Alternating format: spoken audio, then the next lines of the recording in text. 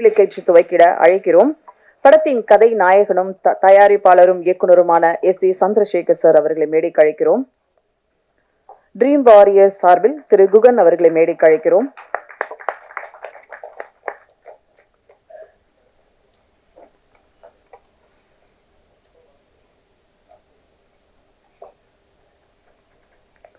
கவிதா பாரதி அவர்களை மேடைக்கு அழைக்கிறோம். ஜார்ஜ் மரியம் அவர்களை மேடைக்கு அழைக்கிறோம். இந்திரஜா அவர்களை மேடைக்கு அழைக்கிறோம்.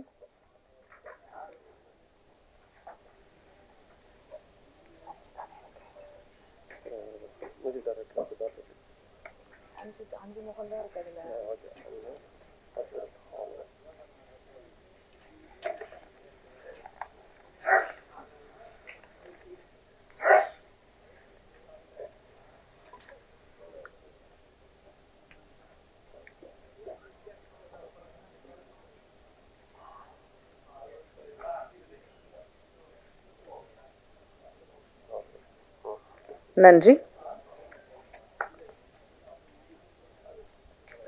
சித்தார்த் விபின் அவர்களை மேடைக்கு அழைக்கிறோம். இயக்குனரும் இசையமைப்பாளரும் சேர்ந்து அந்த விளக்கேற்றுமாறு கேட்டுக்கொள்கிறோம்.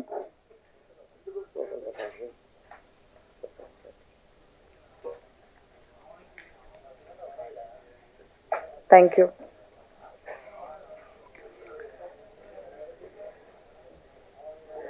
பல விழாக்கள்ல பல மேடைகள்ல வித்தியாசமான படம் இது, வித்தியாசமான கதை இது என்று கேட்போம். ஆனால் உண்மையிலேயே வித்தியாசமான கதை இந்த படம் கூரன். எம்ஜிஆர் சிவாஜி காலத்திலிருந்து ஏராளமான படங்களில் விலங்குகள் நடித்துள்ளன.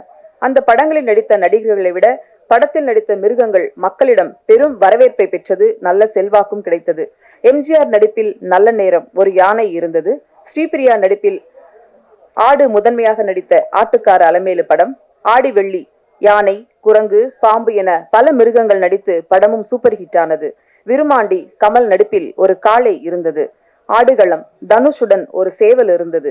கும்கி விக்ரம் பிரபுவுடன் ஒரு யானை இருந்தது. மாரி தனுஷுடன் ஒரு புறா இருந்தது. இந்த வரிசையில் கூரன் ஒரு சூப்பர் ஹீரோவை இப்போது நான் இந்த மேடைக்கு அழைக்கிறேன். திரு பைரவா அவர்களை மேடைக்கு அழைக்கிறேன். கூரனை அழைப்பதில் பெருமிதம் கொள்கிறது இந்த மேடை. நாய்களுக்கும் மனிதர்களைப் போல எல்லா ஃபீலிங்ஸ் இருக்கும். ஹாப்பி, சேட், எமோஷன்ஸ், ரிவெஞ்ச், இப்படி எல்லா உணர்வுகளுமே உண்டு. குறிப்பா நாய்கள் பேசும். அதன் மொழி தெரிந்தவர்களுக்கு அது புரியும். கூரன் உங்கள் முன் பேச போவது என்ன? ஸ்டேஜுக்கு எல்லாம் கைத்தரலாமே நம்ம. வாவ், எவ்வளவு அழகா ட்ரெயின் பண்ணிருக்காங்க பாருங்க. சூப்பர். இப்ப இவங்க பேசுறது என்ன பேசுறாங்க அப்படிங்கிறதுக்கு நமக்கு ஒரு டிரான்ஸ்லேட்டர் தேவை. அதுக்காக நம்ம மேடைக்கு அழைக்கிறோம் சித்தார்த் விபின். ஒரு டிரான்ஸ்லேட்டரா அந்த பைரவா என்ன சொல்றாங்க அப்படிங்கறத நமக்கு டிரான்ஸ்லேட் பண்ணி சொல்ல போறாங்க. இது ரொம்ப புதுசா தான் இருக்கும்னு நினைக்கிறேன்.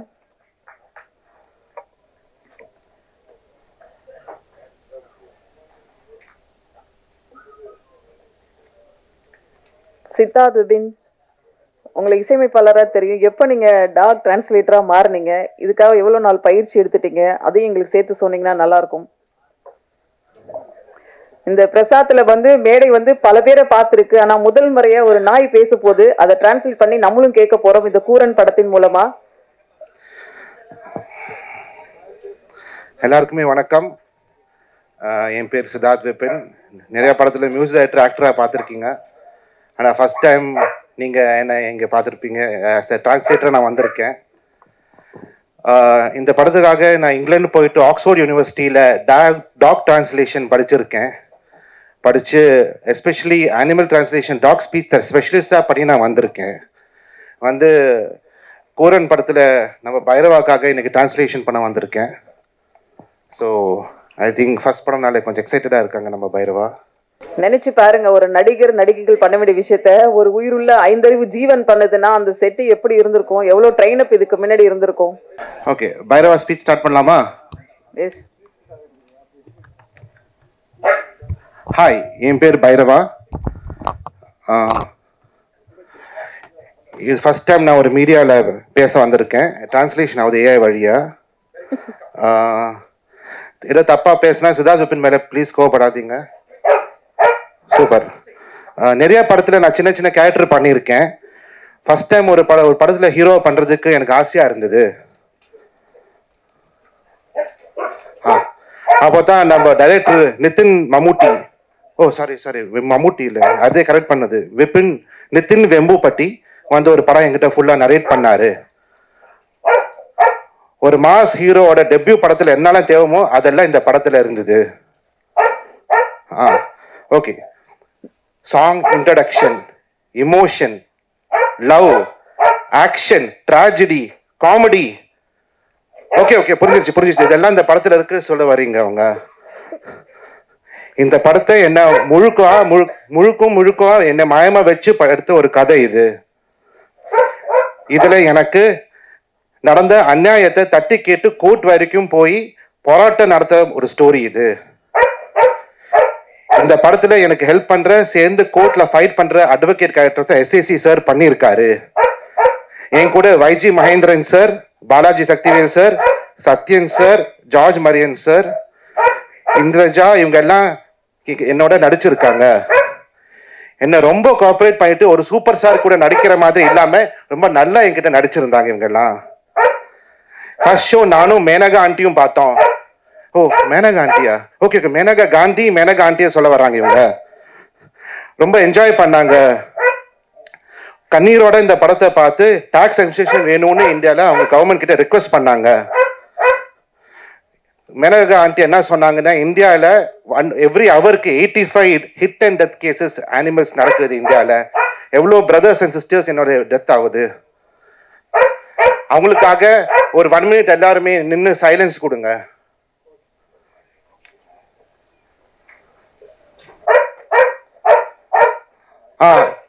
டாக் டைம்ல 1 மினிட் முடிஞ்சிச்சு, எல்லாருமே உட்கார்ந்துருங்க. இதெல்லாம் உண்மையா நீங்க பேசுறதெல்லாம்? எமோஷனல் சீன்ஸ் டைரக்டர் சூப்பரா எடுத்திருக்காரு. என்னோட வலிய, வேதனைகளும், உணர்வுகளும், தவிப்புகளும் ரொம்ப அழகா டைரக்டர் எடுத்திருக்காரு இந்த படத்துல. கன்ஃபார்மா மியூசிக் பத்தி இந்த படத்துல பேசணும். ஃபைனலா வந்துட்டீங்க. இவர் தான் மியூசிக் டைரக்டர்னு சொல்லும் போது தான் இந்த படத்துக்கு நான் ஓகே சொன்னேன். தேங்க்யூ. ஐயோ, இங்க சிக்கலா இருக்கு. இல்ல, சும்மா சொல்லுதான். நல்ல வேலை உங்களுக்கு டாக் பாஷையில பேட் வேர்ட்ஸ் தெரியல, அப்ப நான் எஸ்கேப் ஆயிட்டேன் கொஞ்சம். இந்த படத்தை ப்ரொடியூஸ் பண்றதுக்கு கேள்வி கேட்காத ஒரு எழுச்சவன் எங்களுக்கு தேவைப்பட்டுச்சு. அப்போதான் நம்ம ப்ரொடியூசர் விக்கி வந்தாரு. இந்த படம் எஸ்ஏசி சார் அண்ட் ஷோபா மேடமோட பிளஸ்ஸிங்ல நிறைய stars, super stars, actors, lyricist, music director introduce ஆயிருக்காங்க. அந்த லைன்ல லாஸ்ட் சூப்பர் ஸ்டார் நான் வந்திருக்கேன் இந்த படத்துல. மீடியா ஆளுங்க என்ன சப்போர்ட் பண்ணுங்க, என்ஜாய் பண்ணுங்க, இன்னும் ஒரு சூப்பர் ஸ்டார் பண்ணுங்கன்னு கேக்குறாங்க. கை கொடுங்க. Thank you all very much. Thank you Bhairava sir. Thank you sir. உண்மையாமே அந்த ட்ரைனர் செந்துக்கு வந்து நம்மளோட பெரிய அப்ரிசியேஷன். இந்த படம் முழுக்க அவங்க வந்து ஒரு அழகான ஒரு ட்ரைனரா இருந்திருக்காங்க. ஒரு நல்ல ஒரு ஃபீல் குட் படமா இந்த படத்தை கொண்டு வந்திருக்கிறதுல அந்த டாகுக்கு ஒரு பெரிய பார்ட் இருக்கு. படத்துல நிறைய விஷயங்களை சொல்லியிருக்காங்க. படம் பார்க்கும்போது நம்மளுக்கே அந்த உணர்வு இருக்கும். படக்குழுவினரை இப்போது மேடைக்கு அழைக்கிறோம். கூரன் படத்தின் முக்கிய கதாபாத்திரத்தை ஏற்று நடித்த திரு எஸ்.ஏ. சந்திரசேகர் சார் அவர்களை மேடைக்கு அழைக்கிறோம். தயாரிப்பாளர் விக்கி அவர்களை மேடைக்கு அழைக்கிறோம்.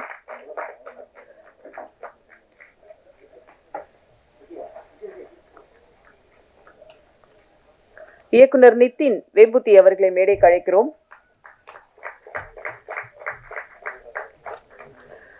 படத்தை வெளியிட உள்ள ட்ரீம் வாரியர் குகன் அவர்களை மேடைக்கு அழைக்கிறோம்.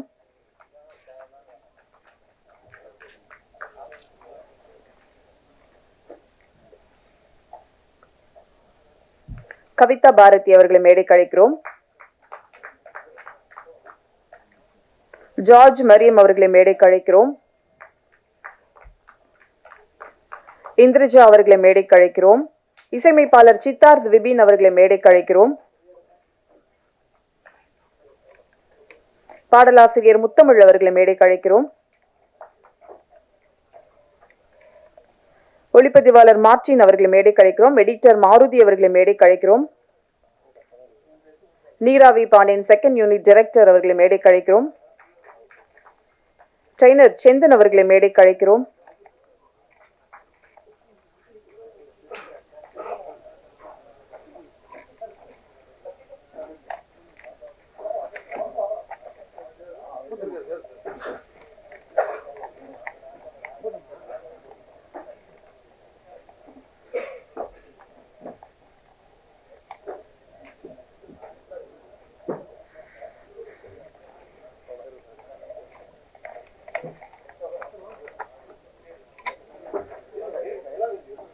தான் பேசுறாங்க கரெக்டா?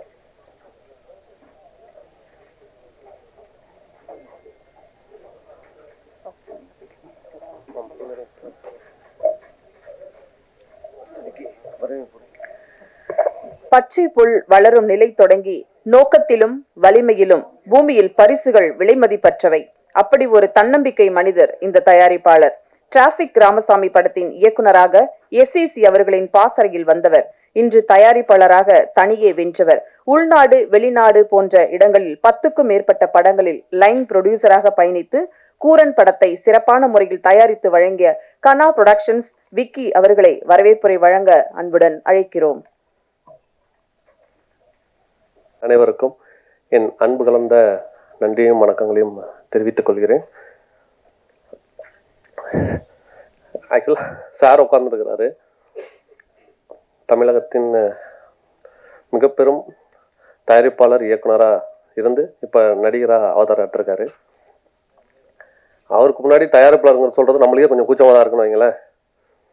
ஆனால் என்னன்னா வாழ்க்கை அப்படித்தானே. இதே இப்போ இந்த மேடை ஒரு 14 வருஷ கனவுன்னு வச்சுக்கலாமே. பிரசாத் அந்த அருணாச்சலம் ரோட்டில் இருந்து உள்ளார ஒரு வாட்டி போயிட மாட்டோமா அப்படின்ட்டு எங்கேய காலங்கள் உண்டு. அப்புறம் உள்ளார வந்து இங்கே நடந்த ஷூட்டிங்கில் வேடிக்கை பார்த்த காலங்கள் உண்டு. அதுக்கப்புறம் இந்த அவையில் கடைசி சீட்டில் ஒரு இடம் கிடைச்சிடாதா அப்படின்னு உட்கார்ந்தது உண்டு. அப்படியே ஒவ்வொரு வருஷமாக வேலை செய்ய அன்பு உள்ளங்கள் எல்லாரோட அரவணைப்பினால இயக்குனரானோம். இயக்குனராகி அப்புறம் நண்பர்களுக்கு உதவுறதுக்காக தயாரிப்பில் இறங்கி இப்போ சரி நம்மளே ஒரு கம்பெனி ஆரம்பிக்கலாமே அப்படின்னு சொல்லிட்டு இப்போது கனா ப்ரொடக்ஷன்ஸ்னு ஒரு கம்பெனியாக வந்து அதில் முதல் படம் பண்ணியிருக்கோம். இது முழுக்க சாத்தியம் வந்து சொல்லணும் பத்திரிகைக்காரர்கள் தான். ஏன்னா என்னோட முதல் பாராட்டு அப்படிங்கிறது எங்கள் ஊரில் இருந்தோ இல்லை எங்கள் வீட்டில் இருந்தோ வரல. ஒரு விகடனில் ஒரு சின்ன ஒரு குடும்பம் பண்ணோம். அதை வந்து இது மாதிரி இந்த படம் நல்லா இருக்கு அப்படின்னு சொல்லி ஒரு ஒற்றை வரி போட்டிருந்தாங்க. அதுக்கப்புறம் தான் 10 வருஷமா நாங்கள் கூவி சொன்னோம் நாங்களும் படம் பண்ணுவோம்னு. எங்கள் ஊரில் யாருமே நம்பலை. இந்த பத்திரிகையில் வந்து ஒரு வரினோன்னே இன்னும் பத்திரிகையெல்லாம் போட்டிருக்காங்க நீ பண்ணதை பற்றின்னு சொல்லி ஒரு 14 வருஷத்துக்கு முன்னாடி போட்ட ஒரு வரி அது எங்களுக்கு பெரிய உத்வேகமாக இருந்துச்சு. அதுக்கப்புறமேட்டு பல வேலைகள் பண்ணோம். சரி கம்பெனி ஆரம்பிச்சிட்டோம். கம்பெனிக்கு வந்து என்ன பேர் வைக்கலாம்? எப்பயுமே நம்ம தெரியும், நம்ம வீடு கட்டினாலும் சரி ஒரு அலுவலகம் வச்சாலும் சரி ஏதோ ஒரு பேர் வைக்கணும். நம்ம கம்பெனிக்கு என்ன பேர் வைக்கலாம் அப்படின்னு சொல்லிட்டு இருக்கும்போது ஒரு சின்ன சம்பவத்தை சொல்லணும்னு ஆசைப்படுறேன். சில ஆக்சிடென்ட்ஸ் நடக்கும்ல, அது மாதிரி நான் ஸ்கூலில் ஒரு நாள் எக்ஸாம் எழுதியிருந்தேன். ஸ்கூல் டைமில் 9வது 10வது படிச்சுட்டு இருக்கும்போது அப்போ ஒரு வாத்தியார் வேகமாக உள்ளார வந்து கிளாஸ்லேயே யார் நல்லா படிக்கிறான் அவன் பேர் எழுது அப்படின்னாரு. சரின்னு சொல்லிட்டு அந்த பையனோட பேர் எழுதிட்டேன். அடுத்து என்னடா ஒரு எக்ஸாம் எழுத விடாம நம்மளே படித்த 2 கொஸ்டின் கஷ்டப்பட்டு எழுதிட்டு இருக்கோன்னு எழுதிட்டு திரும்பி அடுத்த கேள்வி உன் கிளாஸ்ல யார் நல்லா பேசுவா அவங்க பேர் எழுது அப்படின்னா எதேச்சியா நான் என் பேர் எழுதி கொடுத்துட்டு அவர் கிளம்பி போயிட்டாரு. போனோன்னா ஒரு 2 நாள் கழிச்சு திரும்பி அந்த போர்டு எக்ஸாம் எழுதிட்டு இருக்கும்போது சொல்றாங்க இந்த மாதிரி அப்துல் கலாம் வந்து திருச்சிக்கு வராரு, அவரை பார்க்கறதுக்கு நம்ம ஸ்கூல்ல இருந்து 2 பேர் செலக்ட் பண்ணியிருக்கோம்னு சொல்லி அந்த இன்னொரு பையன் பேரும் என் பேரையும் சொல்றாங்க. என்னடா இது நம்ம எப்போ செலக்ட் ஆனால் நம்மளுக்கு என்ன தகுதி இருக்குன்னு யோசிச்சுக்கிட்டு சொன்னாங்க. அப்புறம் தான் தெரியுது அந்த டீச்சர் எழுதி கொடுத்தது அது யாரோ ஒரு டீச்சர், அவருக்கு நான் நன்றி சொல்லணும். அப்புறம் போயிட்டு அப்துல் கலாம் சார் வந்தார். ஊரில் நம்ம சொல்லுவோம்ல சின்ன பிள்ளையா இருக்கும்போது நான்லாம் ஒரு 5வது 6வது படிக்கும் போதே நம்ம போனால் சினிமா தான் அப்படின்னு ஒரு முடிவு பண்ணிட்டேன். போனால் வந்து சினிமாவில் இயக்குனர் ஆகணும். அப்பயே வந்து தயாரிப்பாளர்னு முடிவு பண்ணிட்டேன். நானும் கிளாஸ் நடந்துட்டு இருக்கோம் 6வது 7வதுலேயே நானும் ஃப்ரெண்டும் பேசிகிட்டு இருப்போம். நம்ம கம்பெனி ஆரம்பித்தா அந்த அனிமேஷன் லோகோ எப்படி வரும் அப்படின்னு பேசிட்டு இருப்போம். கனவுகள் தானே காசு இல்லையே அப்படின்னு சொல்லி அப்போ கனவா கண்டது. அப்துல் கலாம் போனால் அவர் சொல்றாரு இது மாதிரி வந்து கனவு காணுங்கள் அப்படின்னு சொல்றாரு. நான் அது வரைக்கும் பார்த்த மனிதர்கள்லயே சினிமாவுக்கு போனால் எதுக்கு டைம் வேஸ்ட்டு, 1 லட்சம் பேர்ல ஒருத்தர் தான் ஜெயிப்பாங்க, அதெல்லாம் கஷ்டம், வெளிநாட்டுக்கு போய் வேலை செய்யலாமே அப்படி சொல்லும் பொழுது அவர் சொன்ன அந்த ஒரு வார்த்தை அதே வந்து கம்பெனிக்கு பேர வச்சிட்டோம் கனா ப்ரொடக்ஷன்ஸ் சொல்லி. அதுக்கப்புறமேட்டு திரும்பி இப்போ கம்பெனி ஆரம்பிச்சிட்டோம். அதுக்கப்புறம் தான் படம் டைரக்ட் பண்ணுறோம். சரி நம்ம ஏதாவது பண்ணுவோமே, நம்ம கம்பெனிக்குன்னு எல்லா கம்பெனியும் ஒவ்வொரு விதமான படங்களை தயாரிக்கிறாங்கல்ல. இப்படி நம்ம கம்பெனியில் என்ன பண்ணுறது, என் ஃப்ரெண்டு ஒருத்தர் வந்து குடிகாரர்களை பெருமையாக பேசுகிற மாதிரி படம் எடுத்தால் மட்டும் தான் ப்ரொடியூஸ் பண்ணேன்னு ஒரு கொள்கையோடு இருக்காரு. அது மாதிரி ஒரு கம்பெனியில் ஒரு படம் பண்ணுறாங்க. இன்னொரு கம்பெனி வந்து இன்னொரு நண்பர் நான் படம் பண்ணுறதுக்கு ரொம்ப கஷ்டப்பட்டேன், என்னோட நண்பர்களும் அதே மாதிரி கஷ்டப்படுறாங்க, அவங்கெல்லாம் படம் பண்ணணும் அப்படின்னு சொல்லிட்டு ஒரு கம்பெனியில் நண்பர்கள் படம் பண்ணுங்கிறதுக்காக ஒரு கம்பெனி ஆரம்பித்து படம் பண்ணிட்டு இருக்காங்க. அப்புறம் இன்னொரு சில கம்பெனிகளில் ஒடுக்கப்பட்ட சமூகத்தில் எங்களோட குரல்கள் வந்து வெளிக்கிற மாதிரி இருக்கணும், அப்படி ஒரு நம்ம கம்பெனி ஆரம்பித்தா நம்மளோட யாரெல்லாம் வாய்ப்பு மறுக்கப்படுதோ நம்ம சர்க்கிளில் அவங்களுக்கு படம் பண்ணோம், இப்படி ஒன்று.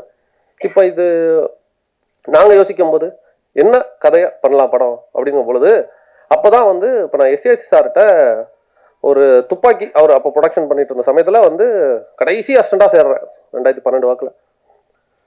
அவர் கூட தெரிஞ்சோ தெரியாமலோ டைரக்ஷன் பண்ணிட்டு இருக்கும்போது ஏதோ ஒரு விஷயம் லேட் ஆகுது, எப்பா என்னப்பா அந்த லொக்கேஷன் கிடைச்சிருச்சானா, சார் அந்த கிடைக்குது, மேனேஜர்கிட்ட சொல்லியிருக்கேன், மேனேஜர் சொல்லியிருக்கேன், அப்புறம் நீ என்ன பண்ணுற போய் பாரு அப்படின்னோடனே ப்ரொடக்ஷன் அப்படியே ஒவ்வொரு விஷயமா அப்பையிலேருந்து லேட் ஆகின ஒவ்வொரு நிமிஷத்துக்கும் நாங்கள் போய் அதை சரி பண்ணி அப்படியே அவர் படங்களில் வேலை செஞ்ச உதவி இயக்குனராக லாஸ்ட் அசிஸ்டண்டாக இருந்தோம்.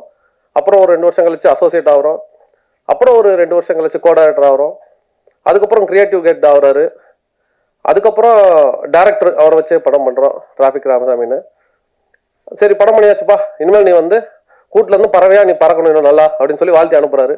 அப்புறம் போனால் திரும்பி வந்து ப்ரொடக்ஷனில் நண்பர்களுக்கு ஒரு சில சிக்கல்கள் இருக்கிறதுனால அவங்களுக்கு போய் உதவும் போது நான் சொல்கிறேன், சார் இந்த மாதிரி ப்ரொடக்ஷன் பண்ண சொல்கிறாங்க, நான் 4-5 படம் பண்ணுறேன், ஆனால் காசை மட்டுமே பார்த்துட்டு இருக்கிறதுங்கிறது ரொம்ப போரிங்காக இருக்கிற மாதிரி இருக்குது சார்.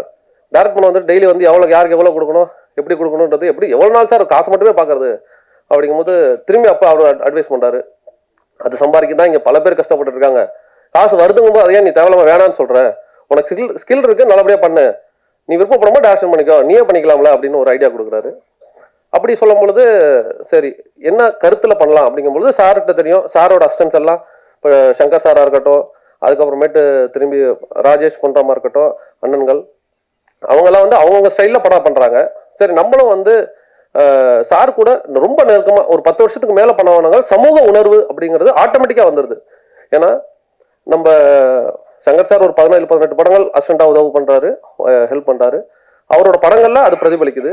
திரும்பி அப்புறமேட்டு நம்ம கேப்டன் விஜயகாந்த் சாரை பார்த்தோம்னா அவரும் ஒரு 17 படங்கள் நடிக்கிறாரு, இருந்தாலும் பேசுறது அவரோட படங்கள் அது பிரதிபலிக்குது. அதுக்கப்புறம் நம்ம இப்போ தளபதி அண்ணன் விஜய் அவர்கள், அவருக்கும் அந்த சமூக உணர்வு படங்கள்ல நடிச்சா இருக்கட்டும், சொல்றதா இருக்கட்டும், ஏன்னா சொல்லுக்கு ஒரு பயங்கரமான ஒரு வலிமை இருக்குன்னு சொல்லுவாங்க, அதனால நல்ல சொற்களை சொல்லணும், நீங்க என்ன சொல்றீங்களோ அதுவா நீங்க ஆயிருவீங்க அப்படின்னு சொல்லுவாங்க. அதே மாதிரி நான் பல வருடங்களுக்கு முன்பு சினிமாவில் வரணும்னு நினைச்சேன், அதே மாதிரி வந்தேன், ஒரு வெற்றிகரமான தயாரிப்பாளர் ஆகிறதுக்கு கம்பெனி ஆரம்பிச்சிட்டோம். திரும்பி இப்போ படங்கள் தொடர்ந்து பண்ணணும் அப்படிங்கும் பொழுது முதல் படமா யாருக்கு பண்றது அப்படின்னு அடுத்த கேள்வி வருது. அப்படி சொல்லும் பொழுது தமிழகத்துக்கு போனா கண்டிப்பா நம்மளால படம் பண்ண முடியும் நம்பி ஒருத்தர் வண்டி ஏறாரு, அவர் தான் இயக்குனர் நிதின் வேமபதி.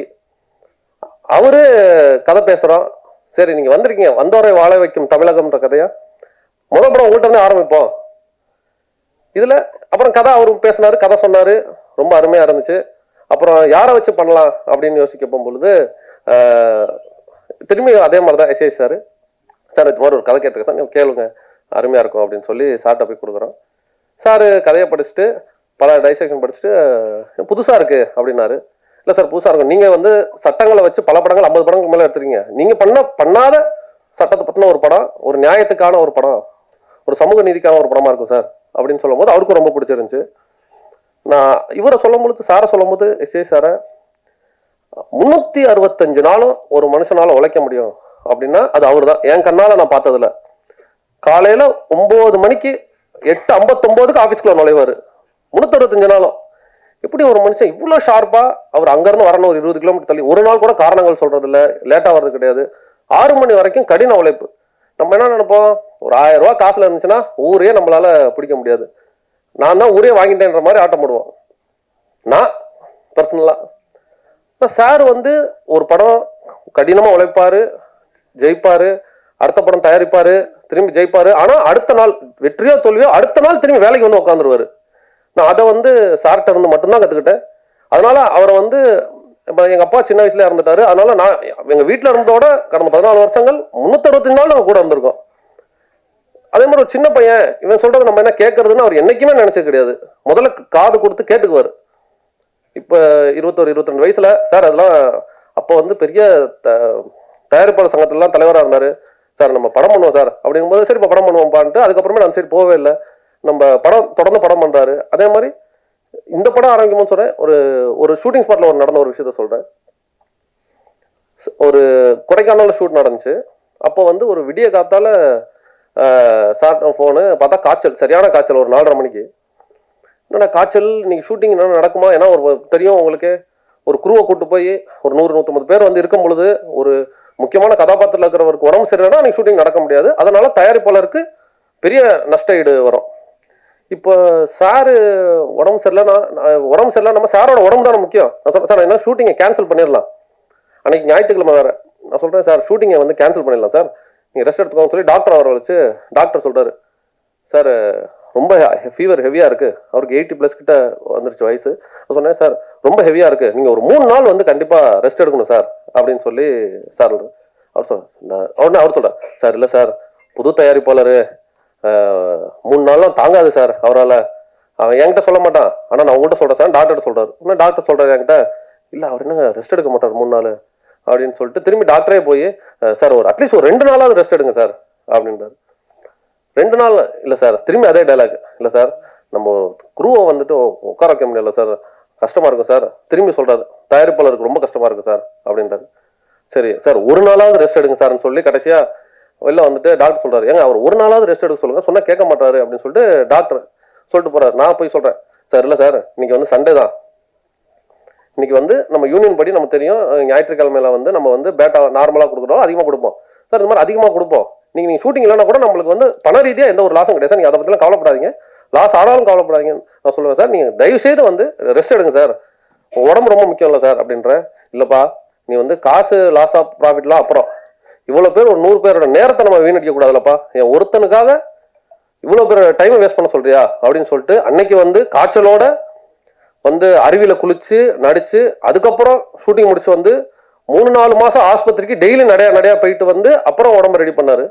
இவ்வளவு பெரிய டெடிகேஷனா அப்படின்னு சொல்லி நான் அவருக்காக எப்பயுமே நான் கடமைப்பட்டிருப்பேன்.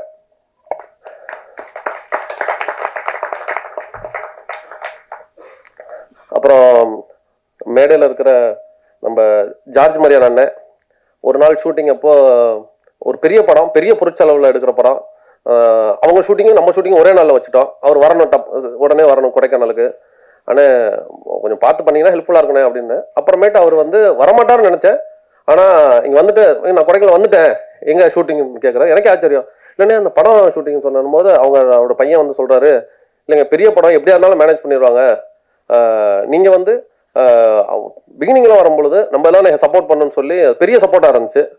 அது எத்தனை பேர் பண்ணாமல் தெரியல. நன்றி ஜார்ஜ் மரியாதை. அப்புறம் நம்ம அன்பு நண்பர் திரு ரோபோ சங்கர் அவர்களும் திருமதி ரோஷன் அவங்களும் புதல்வி இந்திரஜா, அவங்க ஆக்சுவலாக அவங்க கல்யாணம் வச்சிருந்தாங்க. கல்யாணத்துக்கு முன்னாடி நம்ம ஷூட்டிங் டேட்டும் கல்யாணம் வருது. அப்புறமேட்டு இல்லை நம்ம ஷூட்டிங் முடிச்சிடலான்னு சொல்லி அவ்வளோ டெடிகேஷனாக ஷூட்டிங்கை முடிச்சுட்டு அதுக்கப்புறம் டேட்டு தள்ளி வைக்கிறாங்க. அதுவும் மிக்க நன்றி. நம்ம எடிட்டர் மாருதி இருக்காரு, அவர் லெனின் சார் அவங்களும் சேர்ந்து தான் பண்ணாங்க படம். ஒரு நாள் பல வருஷங்களுக்கு முன்னாடி பூனே திரைப்பட கல்லூரியில் நான் நைட்டு வந்து யார்ட்டையோ கத்தி பேசிட்டு இருக்கேன் தமிழில். திடீர்னு ஒரு குரல், ஏன்னா தமிழ் கேட்டால் ரொம்ப நாள் ஆச்சு அப்படின்னா அவர் மாருதி அங்கே கிளாஸ் எடுக்க வந்துருந்தாங்க, இவரும் லெனின் சாரும். அப்பையிலேருந்தே பழக்கம், நம்ம படம் பண்ணால் கண்டிப்பாக ஒரு நாள் சேருவோம் அப்படின்னு சொல்லி சொன்னோம். என்னோட கனவுகளுக்கு நான் கம்பெனி ஆரம்பிச்சிட்டேன், அப்படி அவங்கவுங்கள கனவுகளுக்கு சேர்ந்து. அதெல்லாம் முக்கியமான விஷயம், டைரக்டர் வேற தெலுங்கு, இவங்க நல்லா தெலுங்கு, அவங்களுக்கு கோஆர்டினேஷன் ரொம்ப ஹெல்ப்ஃபுல்லாக இருந்துச்சு. அதனால வந்து ரொம்ப எங்களுக்கு அந்த இதில் கருத்து பரிமாற்றத்துக்கு எந்த தடை இல்லாமல் இருந்துச்சு.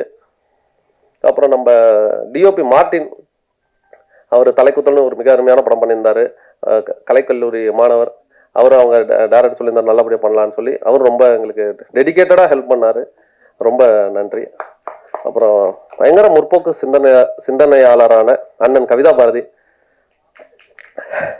இயக்குனர், நடிகர், இப்பொழுது தயாரிப்பாளர். அவரும் பல நாடுகளுக்கு மத்தியில் நம்மளுக்காக டேட்டு கொடுத்தாங்க, அதுவும் ரொம்ப நன்றி. அப்புறம் 2ஆம் யூனிட் டைரக்டர் இவர் நீராவி பாண்டியன் அவர்கள், வேற ஒரு படங்கள் இயக்கிட்டு இருக்கும் பொழுது ஒரு கிளாஸ்க்காக எங்களுக்கு தேவைப்படுச்சு, வந்து ரொம்ப ஹெல்ப் பண்ணார், மிக்க நன்றி. அப்புறம் நம்ம பாடலாசிரியர் முத்தமிழ் அவர்கள், பல வெற்றி பாடல்கள் சந்தோஷ் நாராயண் அவர்கள் இசையில் கொடுத்துருக்காங்க, பல பேருக்கு எழுதிட்டு இருக்காங்க. எல்லாம் ஒரே செட்டாக வந்தாங்க. ஒரு நாளைக்குனர்லேருந்து அப்படியே வரும்போது செட்டாக வந்தாங்க. சொன்னேன், ரொம்ப வருஷம் பழக்கம். பாடலாசிரியர் இருக்கும் பொழுது இப்போ தமிழ் பாடலாக இருக்கணும், மாடர்னாகவும் இருக்கணும், நம்ம படம் எமோஷனலாகவும் இருக்கணும் அப்படிங்கும் பொழுது பேசும்பொழுது அதுவும் ரொம்ப அருமையான பாடல்கள் கொடுத்துருக்காரு. 5 பாட்டு. மிக்க நன்றி. அப்புறம் விழாநாயகன் எப்பொழுதுமே எங்களுக்கு எங்களோட எப்பயுமே இளையவராகவே இருக்கிற சித்தார்த் விபின். அவர் மியூசிக் போட்டு பெரிய ஆளாகிறோம் இல்லையா, அவரோட பழக்கத்துக்காகவாது மனசுக்காகவாது மிகப்பெரிய ஆளாகணும். ஒரு நாள் இந்த ட்ரெய்லர் பார்த்துட்டு இருக்கும் பொழுது சார் கொஞ்சம் ஷாக் கம்மியாக இருக்கு, இன்னும் கொஞ்சம் ஷாக் நல்லா இருந்தால் நல்லா இருக்கும்னு பேசிட்டு இருந்தோம். சார் ஒன்றும் இல்லை, இந்த கரண்ட் ஃப்ளக் இருக்கு, அதை எடுத்துட்டு கை விட்டீங்கன்னா இன்னும் ஷாக் நல்லா இருக்கும் அப்படின்னாரு. நான் சார் வேற இருக்காரு, இசை சார் வந்துட்டார் பார்க்கறதுக்கு. என்னடா சார் சொன்னா சாரும் சிரிச்சிட்டாரு இன்னைக்கு மாதிரி. அதனால எங்களுக்கு ரொம்ப ஜாலியா இருந்துச்சு. ஆனா ரொம்ப ஒரு இந்த நாய் பொழப்புன்னு சொல்லுவாங்கல்ல, அது மாதிரி ஆயிருமோ அப்படின்னு சொல்லி எனக்கு ஆரம்பத்துல ஒரு வருத்தம். ஏன்னா ஒரே ஒரு டாக் வச்சு கூட்டு போறோமே ஷூட்டிங்க்கு, ஏதாவது இஷ்யூ ஆயிடுச்சு அப்படின்னா, ஏன்னா படம் முழுக்க வருது. ஏன்னா ஒரு நாளோ 2 நாளோ இல்லாம படம் எத்தனை நாள், 30 நாள் எடுக்கணும்னா 30 நாள் இருக்கு. நம்ம வேணா ஒரு 2-3 டாக் கொண்டு போயிருவோமா அதே மாதிரி அப்படிலாம் யோசிச்சோம். ஒரு டாக் ரன்னிங்க்கு ஒரு டாக் வச்சுக்குவோம், ஆக்டிங்க்கு ஒரு டாக் வச்சுக்கோமா, இப்ப நம்ம கதாநாயகர்களுக்கு டூப் போற மாதிரி ஒரு 3 டாக் வச்சுக்கோமா அப்படின்லாம் கேட்டோம். அப்புறம் ஒரு சந்து வந்தாரு தேவாதினமா, அவர் சொன்னாரு, இல்ல நான் ஒரு டாக் இன்னும் நடிக்கவே இல்லை, ஆனா நான் ட்ரெயின் பண்ணிடுறேன் அப்படின்னு. ட்ரெயின் பண்ணிடுறீங்களா, இன்னும் 20 நாள் தான் இருக்கு ஷூட்டிங்க்கு, பண்ணிடலாமா? இல்ல ட்ரெயின் பண்ணிடலாம்னு சொல்லி சொன்னதை சொன்ன மாதிரி கேட்ட மிக அருமையான மகராசன். என்னன்னாலும் ஃபர்ஸ்ட் ஷாட் நடிகர்களுக்கு முன்னாடி அவங்களுக்கு கேட்டுறாரு, டாக கூட்டு வந்துடுறாரு, ஃபர்ஸ்ட் ஷாட்டுக்கு ரெடியா இருக்கேன் அப்படின்னு சொல்லி, அது ஒரு மிக்க நன்றி அதற்கும். அப்புறம் நம்மளோட படம் எடுத்தாச்சு. இப்போ வியாபார நுணுக்கங்கள் தெரியணும்ல, இது எடுக்கணும்னு ஆசைக்கு எடுத்துட்டோம். வியாபார நுணுக்கங்கள் என்ன, ஏது, எப்படி பிசினஸ் பண்ணணும், ஏது பண்ணணும் அப்படிங்கிறதுக்கு எனக்கு ரொம்ப ஹெல்ப்ஃபுல்லா இருந்தது. நம்ம டிஸ்ட்ரிபியூட்டர் அந்த டீம் வாரியர் குகன் மிக்க உதவியா இருந்தாரு. அவருக்கும் எனது நன்றிகள். அனைவருக்கும் நன்றி. அடுத்து நம்ம கவிதாக்கா பேசுவாங்க நமக்காக. நன்றி. தேங்க்யூ. அடுத்ததாக நாம் பேச அழைக்கிறோம். சின்ன திரையில் வியர்வை துளிகளுக்கு கிடைத்த பரிசு, பெரிய திரையில் உங்கள் உயிர் பெறும் கதாபாத்திரங்கள். அழைக்கிறோம் தமிழோடு எங்கும் கவிதா பாரதி அவர்களை.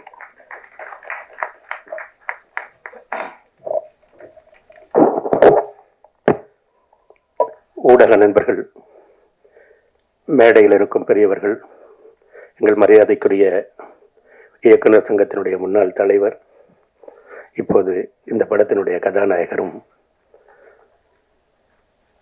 அன்பிற்குரிய எஸ்எஸ்சி அவர்களுக்கும் அனைவருக்கும் வணக்கம். இந்த மாதிரி மேடைகள்ல முதல்ல கூப்பிடுறது குர்பானி, எங்கிருந்து தொடங்குறதுன்னு தெரியாது. பொதுவாக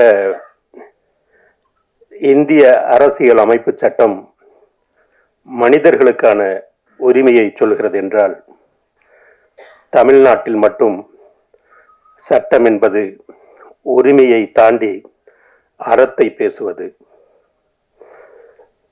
தன்னுடைய கன்றை தேர்காலிட்டு கொன்ற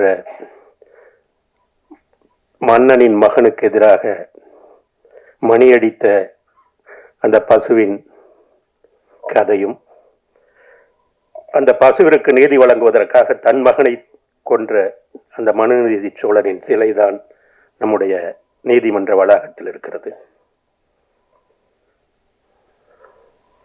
நீதி என்பது, உரிமை என்பதும் மனிதர்களுக்கு மட்டுமில்லை, விலங்குகளுக்கும் அனைத்து உயிர்களுக்குமானது என்பதுதான் தமிழ் அறம்.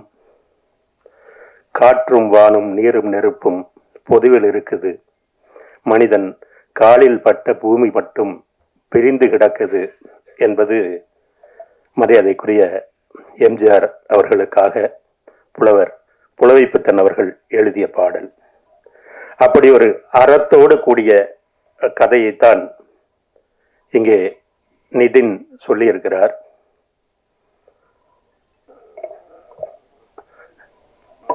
நிலம் என்பது மனிதர்களுக்கு மட்டுமில்லை, அனைத்து உயிர்களுக்கும் பொதுவானது.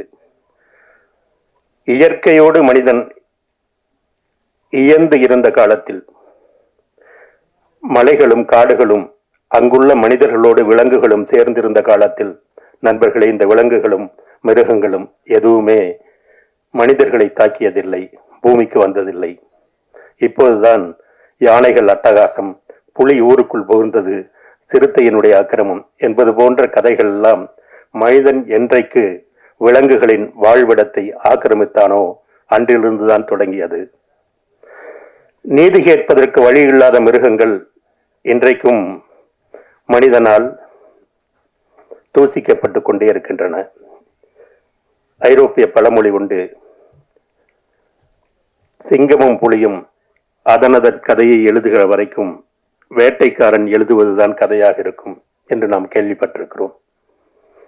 அதுபோல ஒரு நாயினுடைய தாய்ப்பாசத்தை இங்கே கதையாக எடுத்திருப்பதற்காக இந்த படத்தினுடைய இயக்குனர், தயாரிப்பாளர், தொழில்நுட்ப கலைஞர்கள் அனைவருக்கும் அனைத்து உலகின் அனைத்து உயிர்கள் சார்பாக நன்றி செலுத்துவது கடமையாகிறது. இந்த படத்தில் நடித்தது ஒரு உண்மையிலேயே அறம் மிகுந்த ஒரு அனுபவம். ஒரு நீதியின் பாற்பட்டு நிற்கிற ஒரு செயலில் நாம் ஒரு பங்களிப்பாக இருக்கிறோம் என்கிற ஒரு மகிழ்ச்சியை கொடுத்தது இந்த படத்தில் பணிபுரிந்த தருணம். இந்த படத்தில் 3 இளைஞர்களை பற்றி நான் இங்கே பாராட்டியாக வேண்டும். முதல் இளைஞன் நிதின். அவர் ஓரளவுக்கு தமிழ் தெரிந்திருந்தாலும் கூட ஒரு நல்ல கதையை எடுத்துக்கொண்டு அவர் தமிழ்நாட்டிற்கு வந்திருக்கிறார் என்பது நம் மீதும் நம் ரசனையின் மீதும், ஏற்கனவே சொன்னது போல நீதியின் இயற்கையின் மீது நமக்குள்ள அறத்தின் மீதும் அவர் கொண்டிருக்கிற நம்பிக்கையை காட்டுகிறது. இந்த தமிழ் திரையுலகம் அவரை நன்றி கூறி அரவணைத்து வாழ்த்தி வளர்த்து விட வேண்டும் என்பது இந்த அவையின் சார்பாக நான் முன்மொழிகிற கோரிக்கை. அடுத்தது தம்பி விக்கி. விக்கி பல படங்களில் இணை தயாரிப்பாளராக பணிபுரிந்திருக்கிறார். இலங்கையிலே ஈழத்தமிழ் திரையுலகின் ஒரு வரலாற்றிலே விக்கிக்கு ஒரு குறிப்பிடத்தக்க இடம் உண்டு. ஏறத்தாழ 8 படங்களை அவர் ஈழத்தமிழர்களுக்காக அந்த பிரதேசத்தில் செய்திருக்கிறார். பாரடைஸ், அந்த பிரசன்ன விதாக படம் பார்த்திருப்பீர்கள். அதில் அவர் இணை தயாரிப்பாளராகவும் எக்ஸிகியூட்டிவ் ப்ரொடியூசராகவும் பணிபுரிந்திருக்கிறார். திரு SAC அவர்களிடம் உதவி இயக்குநராக சேர்ந்து இன்றைக்கு தயாரிப்பாளராக வளர்ந்திருக்கிறார் என்றால் அவருடைய வளர்ச்சி மிகவும் போற்றத்தக்கது. அந்த இளைஞரை நான் வாழ்த்துகிறேன்.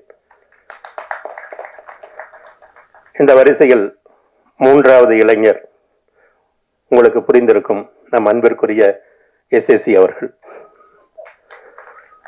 இந்த மேடையில் எப்பவுமே ஒரு புகழ்ந்து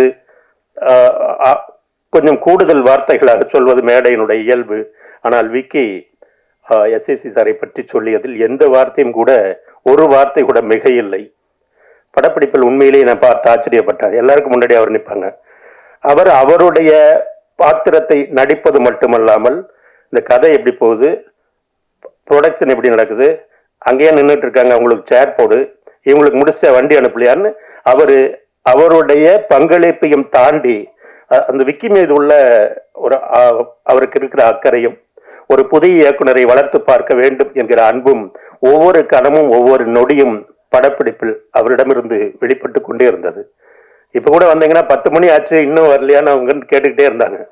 இங்க கீழே உட்கார்ந்தாலும் ஸ்டேஜ்ல அதை போடுங்க இதை போடுங்க. அவர் வேற எதுலையுமே அவருடைய கவனம் சிதற வாய்ப்பே இல்லாமல் அன்றைக்கு எடுக்க வேண்டிய காட்சிகள் மீதும் இந்த கதை சொல்கிற இந்த கதையினுடைய ஆத்மாவின் மீதும் அவருடைய கவனம் குவிந்திருந்தது. முதல் படத்தை எப்படி ஆரம்பித்தாரோ அதே அர்ப்பணிப்போடு இன்றைக்கும் பணிபுரிந்து கொண்டிருக்கிற எங்களுடைய அன்பிற்குரிய இளைஞர் SAC அவர்களை இந்த அவையில் நான் வழங்குகிறேன். மற்றும் இந்த படத்தினுடைய ஒளிப்பதிவாளர் மார்ட்டின் அந்த கொடைக்கானலுடைய ஒரு அழகை பாலுமகேந்திராவின் கண்களில் பார்த்திருக்கிறார் என்று நான் கருதுகிறேன். இந்த படத்தினுடைய இசையமைப்பாளர் சித்தார்த், அவர் நடிகரும் கூட. அவரும் நானும் தலைமைச் செயலகம் தொடரில் நடித்திருக்கிறோம்.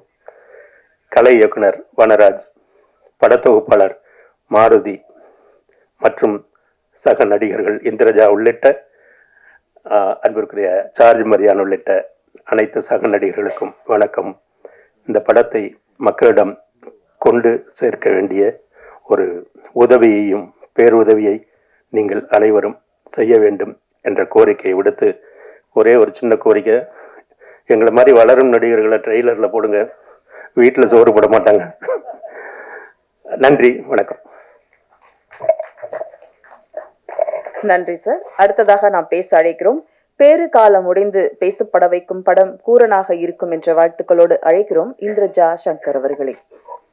தேங்க்ஸ் கவிதாக்கா, ரொம்ப அழகாக என்ன கூப்பிட்டீங்க. பத்திரிகை மற்றும் ஊடக நண்பர் எல்லாருக்கும் வணக்கம். ஸோ ஸ்டேஜில் இருக்க பெரியவங்க எல்லாருக்குமே வணக்கம். கவிதாக்கா சொன்ன மாதிரி தான் என்னோட லைஃப்பில் வந்து கூரன் வந்து ஒரு பெரிய ஸ்பெஷல்.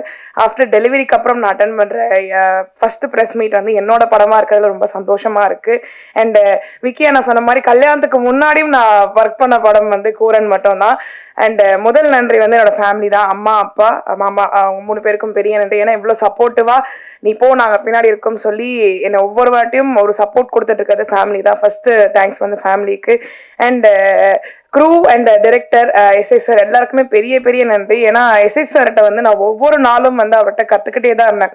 விக்கியை நான் சும்மா யதார்த்தமாக சொல்லிட்டாங்க சார் 80+ன்னு, அப்படிலாம் இருக்கவே மாட்டார் செட்டில். நீங்கள் பார்க்கும் போது எங்களை விட பயங்கர ஃபாஸ்டா அண்ட் எனர்ஜியா இருக்க முதல் ஆள் வந்து எஸ்ஐசி சார் மட்டும்தான். அவர் சொன்ன இன்சிடென்ட் எல்லாமே உண்மை. ஏன்னா அந்த ஃபீவர் டைம்ல சார் கூட நான் பார்த்தேன். ஏன்னா எனக்கு ஃபீவர், எங்க எல்லாருக்குமே ஆல்மோஸ்ட் நடுங்குறோம். ஆனா அவர் வந்து இல்ல பரவாயில்ல போலாம் அப்படின்னு அவ்வளோ ஒரு போல்டா ரொம்ப எனர்ஜியா இருக்கக்கூடிய ஒரு ஆள் வந்து எஸ்ஐசி சார் மட்டும்தான். அண்ட் என்ன சொல்றது, அவ்வளோ குளிர் கொடைக்கானல்ல இருக்கும். பட் ஆனா ஆக்ஷன் சொன்னா எங்க இருந்து வந்து அந்த ஒரு 16 வயசு ஒரு இளம் குட்டி பையன் வந்து சார்க்குள்ள எப்படி வருவாருன்னு தெரியாது. அந்த ஆக்ஷன் ஒரு வார்த்தை கேட்டதுக்கு அப்புறம் அவர் வந்து அவருடைய ஃபுல் மூவே வந்து பயங்கர எனர்ஜியா இருக்கும். அண்ட் இன்னொரு விஷயம் வந்து நான் சாரோட ஒர்க் பண்ண விஷயத்துல நான் கத்துக்கிட்ட விஷயம் என்னன்னா பர்ஃபெக்ஷன் அண்ட் டெடிகேஷன். இது ரெண்டுமே நான் சார்ட்ட வந்து கத்துக்கிட்டேன். ஏன் நான் சொல்றேன்னா டெடிகேஷன் ஏன் எப்படி அவர்கிட்ட கத்துக்கிட்டேன்னா, நாங்கெல்லாம் வரத்துக்கு முன்னாடி ஃபர்ஸ்ட் அவர் நிப்பாரு. நான் ஒரு 2 நிமிஷம் தான் லேட்டா போயிருப்பேன். அதுக்கே எனக்கு வந்து அவ்வளவு பயம் இருக்கும். ஐயோ சார் வந்துட்டாரா, நம்ம லேட்டா வந்துட்டோமே அந்த பயம் இருக்கும். ஸோ இன்ன வரைக்கும் அந்த டெடிகேஷன் அவ்வளோ அழகா அவர் வந்து ஃபாலோ பண்ணிட்டு இருக்காரு. அந்த விஷயம் நான் சார்ட்ட கத்துக்கிட்டேன். பர்ஃபெக்ஷன் என்னன்னா, ஷூட் முடிஞ்சிருச்சு, சார் ஒரு ஆக்டர், ஷூட் முடிஞ்சதுக்கு அப்புறம் ஓகேப்பா நான் வந்து என் ரூமுக்கு போறேன் அப்படின்னு இல்லாம, அன்னைக்கு வந்து என்னோட காஸ்டியூம் வந்து கொஞ்சம் கலரிங் சரியில்லை அப்படின்னால நான் வேற விஷயமா நானும் மாமாவும் பர்ச்சேஸ் பண்ண போயிருந்தோம் கொடைக்கானல். சரி வீட்டுக்கு சாக்லேட்ஸ் வாங்கலான்னு போனப்போ சார் வந்து ஆப்போசிட்ல வந்து நான் சொன்னேன், மாமா ஐயோ சார் வராரு என்னன்னு தெரியல அப்படின்னு. சார் என்ன சார் இந்த பக்கம் அப்படின்னு, வா வா கரெக்டா நீ வந்துட்ட, உனக்கு தான் நான் காஸ்டியூம் இன்னைக்கு பர்ச்சேஸ் பண்ண வந்தேன், உன்னோட கலரிங் சரியில்லை இன்னைக்கு கேமரால பார்க்கும் போது, ஸோ அதனால உனக்கு காஸ்டியூம் பர்ச்சேஸ் பண்ணணும் வான்னு சொல்லிட்டு 8:30 மணிக்கு, கொடைக்கானல் எவ்வளவு குளிர் இருக்குன்னு எல்லாருக்குமே தெரியும், ஸோ அந்த 8:30 மணிக்கு எனக்காக ஒரு காஸ்டியூம் பர்ச்சேஸ் பண்ணி நெக்ஸ்ட் டே வந்து நாளைக்கு காலையில் எனக்கு காஸ்டியூம் போட்டு வந்து காமிக்கணும் கேமரா மாட்டோன்னு, நெக்ஸ்ட் டே காமிக்கும் போது இது பர்ஃபெக்டா இருக்குன்னு அந்த பர்ஃபெக்ஷனை வந்து சார்ட்ட நான் கத்துக்கிட்டேன். ஸோ இந்த மாதிரி நிறைய விஷயங்கள் வந்து எஸ்எஸ் சார் கூட ஒர்க் பண்ணது ரொம்ப பாக்கியமா இருக்கு. அதே மாதிரி நான் ரொம்ப பெருமையா சொல்லுவேன், விஜய் சார் கூடயும் ஒர்க் பண்ணிட்டேன், அவங்க அப்பா எஸ்எஸ் சார் கூடயும் நான் ரொம்ப ஒர்க் பண்ணிட்டேன். எப்படி பிகில்ல பாண்டியம்மான்ற ஒரு கேரக்டர் வந்து ரொம்ப ஆழமா இன்னைக்கும் வந்து கவிதா பாரத் சார் வந்து பாண்டியம்மா தான் கூப்பிடாரு. அது எனக்கு வந்து அவ்வளவு பெருமையா இருக்கு. ஸோ அந்த மாதிரி கண்டிப்பா கூரனும் வந்து ஒரு நல்ல ரெகக்னேஷன் எனக்கு கொடுக்கும். அண்ட் நெக்ஸ்ட் தேங்க்ஸ் வந்து டு அவர் டைரக்டர் நிதின் ப்ரோ. நான் அவர் சார்லாம் கூப்பிட மாட்டேன், ப்ரோ தான் சொல்ல. ஸோ அந்த பாண்ட்லேயே தெரிஞ்சிருக்கும் எவ்வளோ கம்ஃபர்டபுளா என்ன செட்ஸ்ல வச்சிருந்தாரு. அவர் ரொம்ப கூலஸ்டான டைரக்டர். அவருடைய வே ஆஃப் எக்ஸ்பிளனேஷன் ஸ்கிரிப்ட் எல்லாமே வந்து ரொம்ப கூலா இருக்கும். நிறைய டென்ஷன்ஸ் ஆஸ் அ டைரக்டரா நம்ம எல்லாருக்குமே தெரியும், நிறைய டென்ஷன் ஓடிட்டே இருக்கும். ஆனா எனக்கு சீன் எக்ஸ்பிளைன் பண்ணும் போதோ இல்ல மற்ற ஆர்டிஸ்டோ இல்ல மற்ற ப்ரொடக்ஷன் டீம் யார்ட்ட பார்க்கும்போது ரொம்ப கூலா ஓகே ஓகே போலாம் வந்து ரொம்ப கூலா இருக்கக்கூடிய டைரக்டர் வந்து நிதின் ப்ரோ. அண்ட் அவருடைய thoughts and broad minded of script வந்து ரொம்ப அழகா இருக்கும். நீங்க அந்த படம் பார்க்கும்போது தெரியும். ஸோ டெபியூ மாதிரியே தெரியாது, ரொம்ப அழகா கொடுத்துருந்தீங்க. Thank you Nitin bro for choosing. Thank you SS sir என்னை செலக்ட் பண்ணதுக்கு. அண்ட் பெரிய பெரிய நன்றி வந்து விக்கி அண்ணா. விக்கி அண்ணா வந்து நான் எது கேட்டாலும் ப்ரொடக்ஷன் சைட்ல இருந்து நோ சொல்லவே மாட்டாரு. எனக்கு என்ன தெரியல, நான் எந்த ஷூட் பண்ணாலுமே அவர் செல்ல பிள்ளையாடுறேன். அதே மாதிரி நான் என்ன கேட்டாலும் விக்கி அண்ணா ப்ரொடக்ஷன் சைட்ல இருந்து நோ இல்லம்மா பண்ணிடலாம், இது பண்ணிடலாம், அது பண்ணிடலாம். 1000 டென்ஷன் இருக்கும். 1000 டென்ஷன் நடுவுலையும் என்ன ரொம்ப அழகா பாத்துக்கிட்டது வந்து விக்கி அண்ணா. தேங்க்யூ விக்கி அண்ணா. இன்னைக்கு வரைக்கும் நான் ஃபர்ஸ்ட் ரிங் கொடுத்தோன்னே என்னமா சொல்லுமான்னு கேக்குறீங்க, அந்த லவ்வுக்கு ரொம்ப ரொம்ப ரொம்ப நன்றி. அண்ட் டிஓபி அண்ணா மார்டின் அண்ணாவோட ஒர்க் வந்து நீங்க வந்து ஸ்க்ரீன்ல பார்க்கும்போது தெரியும். அவ்வளோ அழகா இருந்துச்சு. ஒவ்வொரு சீனையும் ரசிச்சு ரசிச்சு ரசிச்சு எடுத்திருந்தாரு. அண்ட் அதுக்கு ஆட் ஆன் பிளஸ்ஸா வந்து எடிட்டிங்கும் அண்ட் மியூசிக் வந்து ரொம்ப அழகா இருந்துச்சு சார். நான் வந்து சாரோட படம் பார்த்துருந்தேன். நான் அப்போ சொன்னேன் ரொம்ப அழகா இருந்துச்சு, ரொம்ப பிளெண்டடா இருந்துச்சு. ஸோ எங்க எல்லாருமே சப்போர்ட் பண்ணுங்க. அதை தாண்டி வந்து பெரிய பெரிய தேங்க்ஸ் வந்து டெக்னீஷியன்ஸ் அண்ட் அசிஸ்டன்ட் டைரக்டர்ஸ் அண்ணா. நான் வந்து அப்பார்ட் ஃப்ரம் ஆர்டிஸ்ட் கூட இருந்தது அதிகமா வந்து ஏடி அண்ணா கூட தான் நான் இருந்திருக்கேன். ஏன்னா என்ன ரொம்ப அதிகமா பாசமா பாத்துக்கிட்டது அங்க ஒரு 5-6 பேர் அப்படியே எல்லாமே ஸ்கேட்டர்ட் ஆகி உட்கார்ந்துருக்காங்க. அவங்க தான். ஸோ பெரிய பெரிய நன்றி வந்து அசிஸ்டன்ட் டைரக்டர்ஸ் அண்ணா, கோ டைரக்டர் அண்ணா, டெக்னீஷியன் அண்ணா, சந்து அண்ணா, எல்லாருக்குமே ரொம்ப ரொம்ப நன்றி. அண்ட் ஒரு பெரிய crew, YG Mahendran sir, Kavitha Bharathi sir, Balasakthivel sir and வந்து ஜார்ஜ் சார் எல்லாரோடையும் சேர்ந்து இந்த படத்துல நான் நடிச்சதுக்கு ரொம்ப ரொம்ப ரொம்ப பெருமையா இருக்கு. ரொம்ப எனக்கு சந்தோஷமா இருக்கு. கண்டிப்பா பத்திரிகை நண்பர்கள் நீங்க தான் வந்து இந்த படத்தை வந்து இன்னும் அழகா கொண்டு போய் சேர்க்கணும். ஏன்னா எவ்வளவு படம் எடுத்தாலும் அது உங்க கையில மட்டும்தான் எப்படி போய் சேருதுன்ற விஷயம் இருக்கு. ஸோ நீங்க வந்து கண்டிப்பா நல்லபடியா கொண்டு போய் சேர்ப்பீங்கன்ற நம்பிக்கை இருக்கு. பிழைகள் இருந்தாலும் சொன்னீங்கன்னா நாங்க வந்து கரெக்ட் பண்ணிப்போம். So thank you so much. Robo Shankar அவர்களை சில வார்த்தைகள் வாழ்த்தி பேச அழைக்கிறோம்.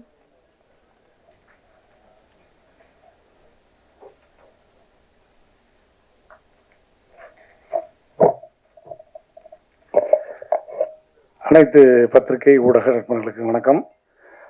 ரொம்ப அழகா பேசுறாங்க. என்னுடைய பாப்பா பார்த்துருப்பீங்க. சொன்ன உடனே அவர் கைதட்டான், நீங்க கைதட்டுவீங்கன்னு நினைச்சேன். அவங்க சொன்ன மாதிரி ஆஃப்டர் மேரேஜுக்கு அப்புறம் ஒரு அழகான ப்ரெஸ் மீட்ல அழகான படத்தோட திரும்ப அவங்க லான்ச் பண்றாங்க. எப்படி விஜய் சாரோடைய படம் வந்து மிகப்பெரிய பேர் கொடுத்துச்சு, அது மாதிரி இந்த திரைப்படத்திலையும் செல்லமா அவர் வந்து அந்த குண்டம்மான் அப்படின்னு சொல்லி தான் கூப்பிடுவேன்னு சொல்லி அந்த படத்தில் வந்து திரும்பவும் அதை வந்து முத்தாய்ப்பா அந்த பேரை வச்சுருக்காங்க. ஸோ இந்த படம் மிகப்பெரிய வெற்றி படமாக இருக்கணும். நான் செட்டுக்கெல்லாம் போயிருக்கேன். அதுக்கு முன்னாடி நம்மளுடைய இயக்குனர் மரியாதைக்குரிய எஸ்சிசி சார் வந்து அவருடைய படமும் நான் நடிச்சிருக்கேன். மானாவாரியாக திட்டும் வாங்கியிருக்கேன். அதை நான் சொல்லலை. ஆனால் எவ்வளோ எனர்ஜெட்டிக்னு இவங்கெல்லாம் பார்த்தாங்க இல்லையா, அதே மாதிரி நான் அந்த படத்தில் பார்த்தா கிரெயின் ஷாட்டு, ஜேசிபியிலேருந்து கீழே குதிக்கணும், கீழே ஃபுல்லாக மணல், நல்ல மொட்டை வெயில், அவர் வாட்டு உருன்னு ஏறி போகிறாருங்க. ஜேசிபியிலேருந்து எப்போ குதிக்கணும்னு சொல்லுங்க, குதிச்சுடுறேன், ரெடியாக இருக்கேன் அப்படின்னு. நாங்கள்லாம் நெஞ்சில் அப்படி உசுர கையில் பிடிச்சிருக்கு, என்னப்பா அவர் வாட்டுக்கு மேலே ஏறி குதிக்கிறேங்க ஷாட்டு சொல்லுங்க அப்படின்னு. அவ்வளவு தூரம் சின்னப்பா ஹில்ஸ்ல ஏறுறாரு, உருள்றாரு. இவர் உருள்றத பார்த்து எனக்கு என்ன பயம்னா, நம்மளே இதே மாதிரி உருள விடுவாரோ, நம்மளே குதிக்க சொல்லுவாரோ அப்படின்னு நான் பயந்துகிட்டு இருக்கேன். அப்புறம் இடையில எல்லாம் வந்து நான் கொடைக்கானல் போகும்போது சாரை பார்க்கணும், பாப்பா பார்க்கணும், ஷூட்டிங்கை பார்க்கணும் அப்படின்லாம் போகும்போது ஃபேமிலியோட போகும்போது கிட்டத்தட்ட ஒரு 1 மணி நேரம் அவருடைய ரூம்ல கதற சிரிக்க வச்சுட்டு வந்தேன். அது எனக்கு இன்னும் லைஃப்ல மறக்கவே முடியாது.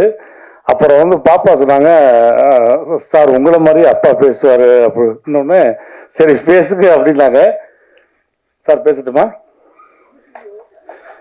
என்ன ஆக போகுதோ தலைப்பு செய்தி அப்படின்ற மாதிரி. அப்பாவுடைய வாய்ஸ் எப்படின்னா, அதாவது இந்த படத்துல வந்து அந்த குண்டம்மாங்கிற ஒரு கதாபாத்திரம் இருக்கு இல்லையா, ரொம்ப பிரமாதமாக நடிச்சிருக்காங்க.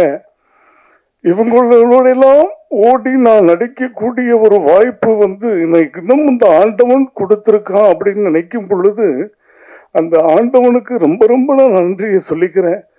இந்த படம் மிகப்பெரிய வெற்றி படமா இருக்கணும். பொதுவா மற்ற உயிரினங்களை திருப்பி போட்டா அந்த கடவுள்ன்ற வார்த்தை வருமா அப்படிங்கிறது தெரியல. ஆனா டாக்க மட்டும் நீங்க திருப்பி போட்டீங்கன்னா அது காடுன்னு வரும். அவ்வளவு அழகாக நடிச்சிருக்காங்க. அவங்களுக்கு என்னுடைய நன்றியை சொல்லி இந்த படம் மிகப்பெரிய வெற்றி படமாக கொண்டு போய் சேர்க்க வேண்டியது பத்திரிகை நண்பர்களுக்கு அப்படின்னு சொல்லிக்கிட்டு, இறைவன் மிகப்பெரிய ஒரு இந்த படத்துக்கு சப்போர்ட்டாக இருக்கணும்னு வேண்டிக்கிட்டு விடைபெறுகிறேன். நன்றி, வணக்கம். நன்றி.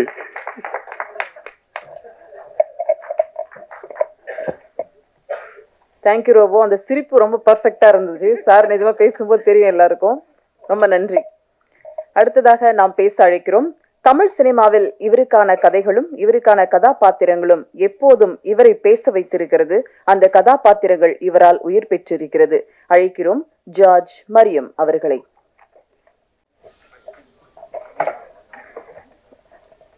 மேடையில் வீட்டிற்கும் எஸ்ஏஎஸ்ஆர் அவர்களுக்கும் மற்றும் நண்பர்களுக்கும் பத்திரிகை ஊடக நண்பர்களுக்கும் வணக்கங்கள். கூரன் இந்த படத்தில் நான் பண்ணியிருக்கிறேன். எஸ்ஏஎஸ்ஆர் ஒரு சமூக சீர்திருத்த கதைகளை அதுதான் அவர் நிறைய பண்ணியிருக்காரு. அதே போல் இந்த படமும் நல்ல அவருடைய மேற்பார்வையில் நிதின் வேம்பட்டி டைரக்ட் பண்ணியிருக்காரு. ரொம்ப நல்லா வந்திருக்குது. ஆமாம், பிப்ரவரி 28 வருது. எல்லாரும் தேட்டரில் பாருங்கள். சந்தோஷம். வணக்கம். நன்றி சார். அடுத்ததாக நாம் பேச அழைக்கிறோம் முக்கணிகளின் சுவை போல முத்தமிழின் ரசனை போல பாடல்கள் தரும் பாடலாசிரியர் முத்தமிழ் அவர்களை பேச அழைக்கிறோம். அனைவருக்கும் வணக்கம்.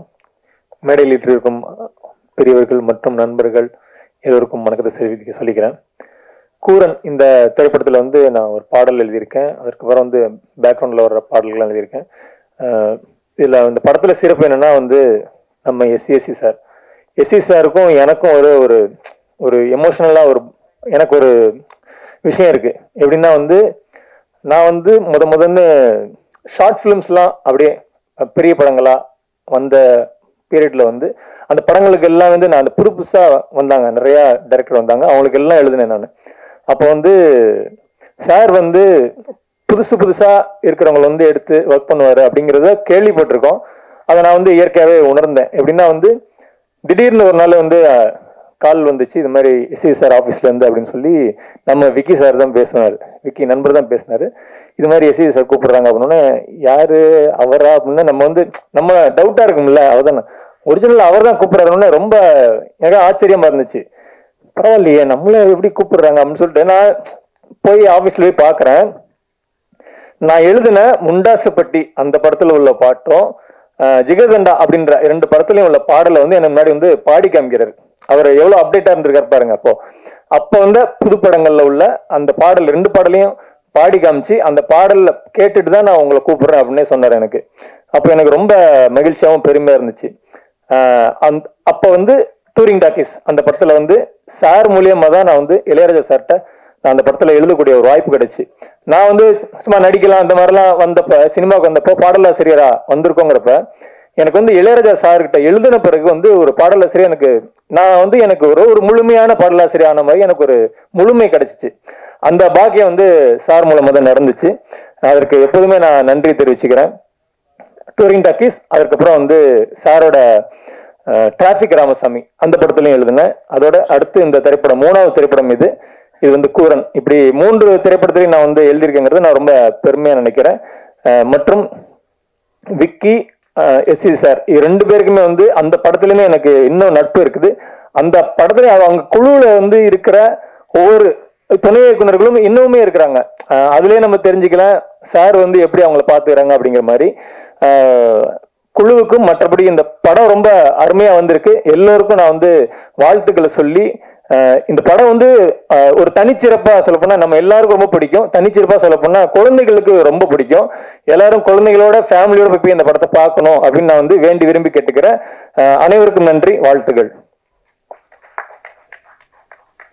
நன்றி சார். அடுத்ததாக பேச வருபவர் ஆந்திரா பூர்வீகம் என்றாலும் அழகான தமிழுக்கு அறிமுகம். உக்ரைனில் மருத்துவ படிப்பை முடித்துவிட்டு கலையின் காதலால் சினிமா பக்கம் வந்தவர். இவர் இயக்கிய குறும்படங்கள் இன்று பெரும் படங்களாக. முதல் படமே வித்தியாசமான கதைக்களம். பைரவரை அழைத்து வரும் அறிமுக இயக்குனர் நிதின் வேம்பட்டி அவர்களை பேச அழைக்கிறோம்.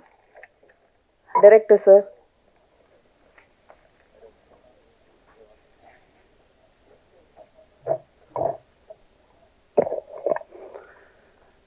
ಎಲ್ಲರಿಗೂ ವಣಕಂ. మీడియా మిత్రులకు అందరికీ వణకం. సార్ ಎಲ್ಲರಿಗೂ వణకం. కూరన్ అని అది ஒரு நாய் கதை. ஆனால் கதை கூட ஒரு நாய் கதை தானே.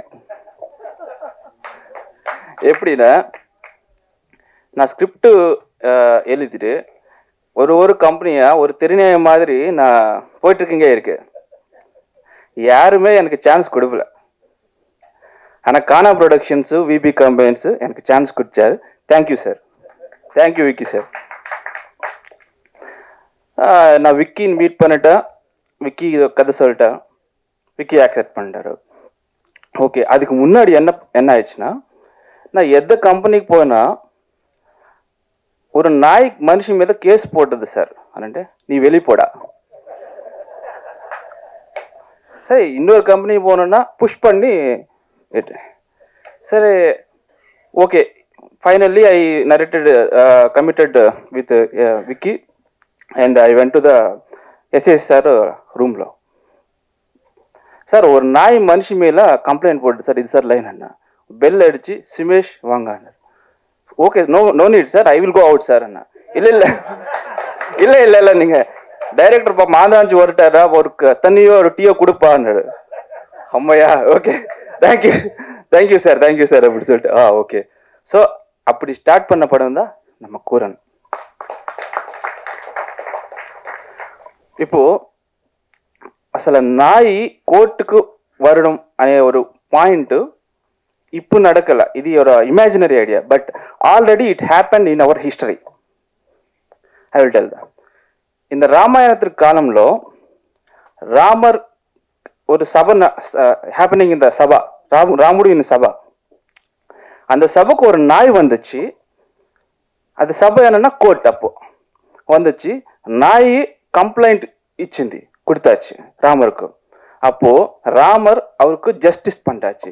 இது ராமாயணம் இருக்கு, நீங்க பாருங்க.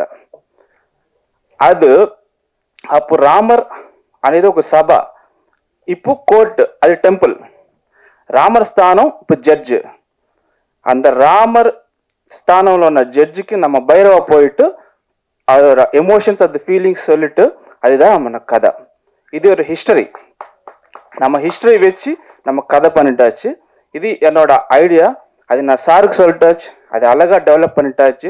அது இப்போ ஸ்க்ரீனுக்கு வந்துடுச்சு. தேங்க்யூ. இப்போ I want to tell about sir and நம்ம Bhairava. Actually dog acted. So everyone is telling dog நல்லா ஆக்ட் பண்ணிட்டாச்சு. Dog never acts. அது ஆக்ட் பண்ண தெரியாது. It is a unconditional love dog has.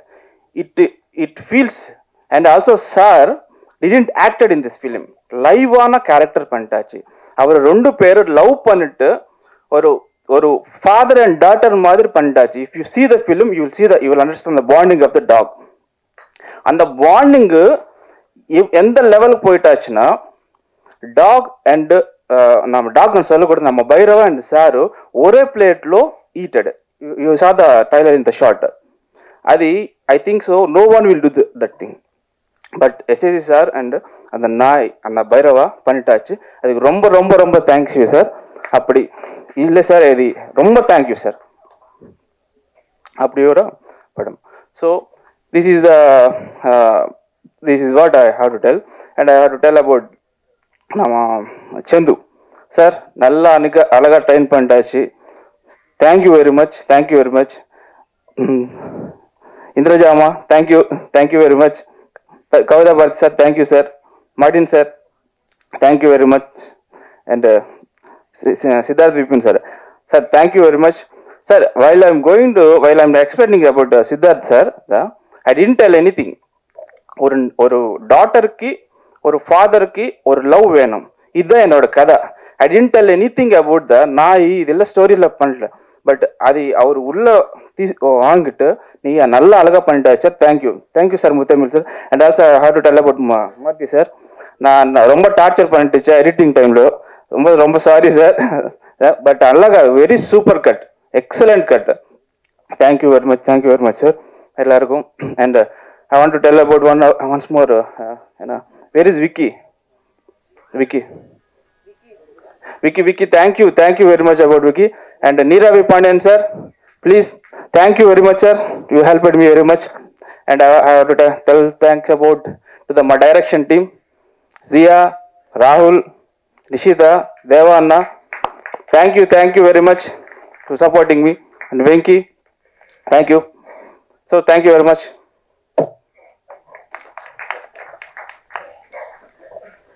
அழகான தமிழும் ஆந்திர தெலுங்கு சேர்ந்து ஒரு நல்ல பியூட்டிஃபுல்லான வாய்ஸ் கொடுத்துருக்கீங்க. Thank you sir. படமும் ரொம்ப நல்லா வந்திருக்கும் நம்புறோம். நிகழ்ச்சியில் அடுத்ததாக நாம் பேச அழைக்கிறோம். ஐந்தறிவு உயிர்களுக்கும் உணர்வுண்டு என்று பேசாத விலங்கையும் பேச வைக்கும் அற்புத மனிதர். நாய்கள் நடக்கும், எப்போது நாய்கள் நடிக்கும் என்பது இந்த படம் மூலம் நமக்கு தெரிய வைத்தவர். ஆர்டிஸ்ட் வச்சு ஒர்க் பண்ண முடியாத இந்த சுச்சுவேஷன்ல ஒரு நாயை வச்சு ஒரு படம் முழுக்க எடுத்திருக்காங்க அப்படிங்கும்போது ரொம்ப பெருமையா இருக்கு. அழைக்கிறோம் டாக் ட்ரெய்னர் செந்து அவர்களை.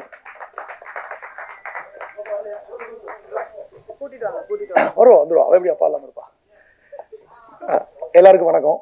பாப்பா இங்க வந்துடும். அப்பா இங்க இருக்கேன். இங்க வா.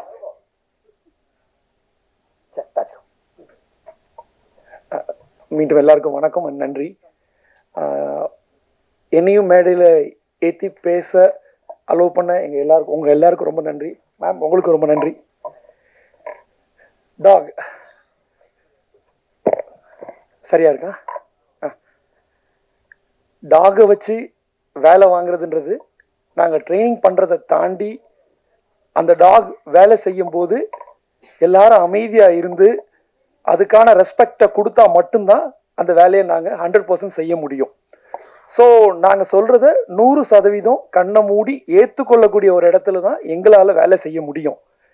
பேசிக்காக அனிமல் ட்ரைனர்ன்றதை தாண்டி நான் என்ன அனிமல் லவராக தான் கிளைம் பண்ணிக்கிறேன். ஸோ நன்றி. ஒரு அனிமல் லவருக்கும் ட்ரைனருக்கும் எங்கே பிரச்சனை வரும் அப்படின்னு சொன்னால், என்னால் ஒரு குரங்காட்டி வேலை பண்ண முடியாது. அதை ஹார்ஸாக பிஹேவ் பண்ணுறது எனக்கு வாய்ப்பே இல்லை. ஸோ நான் அதை ஹார்ஸ் இல்லாமல் அன்பாக வேலை வாங்கணும்னு சொன்னால், நான் நினைக்கிறது எல்லாம் அதுக்கிட்ட ரீச் ஆகணும். அதுக்கு இங்கே இருக்கிற எல்லாரும் அமைதியாக இருக்கணும். அதை எங்கள் குரூ எப்போதுமே எனக்கு செஞ்சு கொடுத்துருக்காங்க. ஸோ அது ரொம்ப நன்றி. அது இல்லைன்னா இது செஞ்சுருக்க முடியாது. இந்த படம் என்ன ஆடிஷனுக்கு, அதாவது என்ன மீன்ஸ் பாப்பா ஆடிஷன் கூப்பிடும்போது நான் போய் கதை கேட்க போகிறேன். அந்த சாலிகிராமம் அந்த தெருவில் நான் நடிக்கிறதுக்காக வந்தவன், நாய்க்காக வரல. பட் இது தொழிலாக கற்றுக்கிட்டவன். என் அப்பாட்ட இருந்து, எங்கள் அப்பா போலீஸ் டாக் ட்ரைனர், அவர்கிட்ட இருந்து இதை சின்ன வயசுல இருந்து தொழிலாக கற்றுக்கிட்டவனா. எங்கள் அப்பா அன்னைக்கு எனக்கு சொல்லிக் கொடுத்து தான் இன்னைக்கு இந்த இடத்துல என்னை கூட்டி வந்து நிறுத்தியிருக்கு. இதை நான் தொடர்ந்து எடுத்துட்டு வந்ததுக்கு காரணம் சுரேஷ் சந்திரா சார். அவங்க இல்லைன்னா நான் டாகை எடுத்துட்டு வந்திருக்கவே மாட்டேன். நான் ஆர்டிஸ்டா மட்டும்தான் காட்டினேன். எனக்கு பின்னால இப்படி ஒன்று இருக்குன்றதை பார்த்து நீ ஏன் இதை எடுத்துட்டு உள்ள போகக்கூடாதுன்னு என்ன சொன்னாங்க. நான் இல்லை சார், நான் அதுக்கு வரலையே சார், நான் நிறைய பண்ணி முடிச்சிட்டேனே, எனக்கு அது வேண்டாமே. நிறைய sense not a cinema in civilians. நான் சொல்றது நிறைய வீடுகளில் ரொம்ப ரக்கட் டாக்ஸை கிளியர் பண்றதா இருக்கட்டும், நாளை காலையில் இந்த நாயை கொண்டுருவோம் ஏன்னா இத்தனை பேரை கடிச்சிட்டுன்னு சொல்ற டாகை சரி பண்றதா இருக்கட்டும், இந்த மாதிரி நிறைய டாஸ்கான வேலையெல்லாம் செஞ்சு முடிச்சிட்டோம். ஸோ அது வேணாம் சார், இப்போ நான் ட்ரைனரா என்ன கிளைம் பண்ணிக்கல, நான் லவ்வரா இருக்குன்னு ஆசைப்படுறேன். ட்ரைனர்னு சொன்னா ஒரு நாய் கூப்பிட்டா திரும்பி வர்றதில்லை.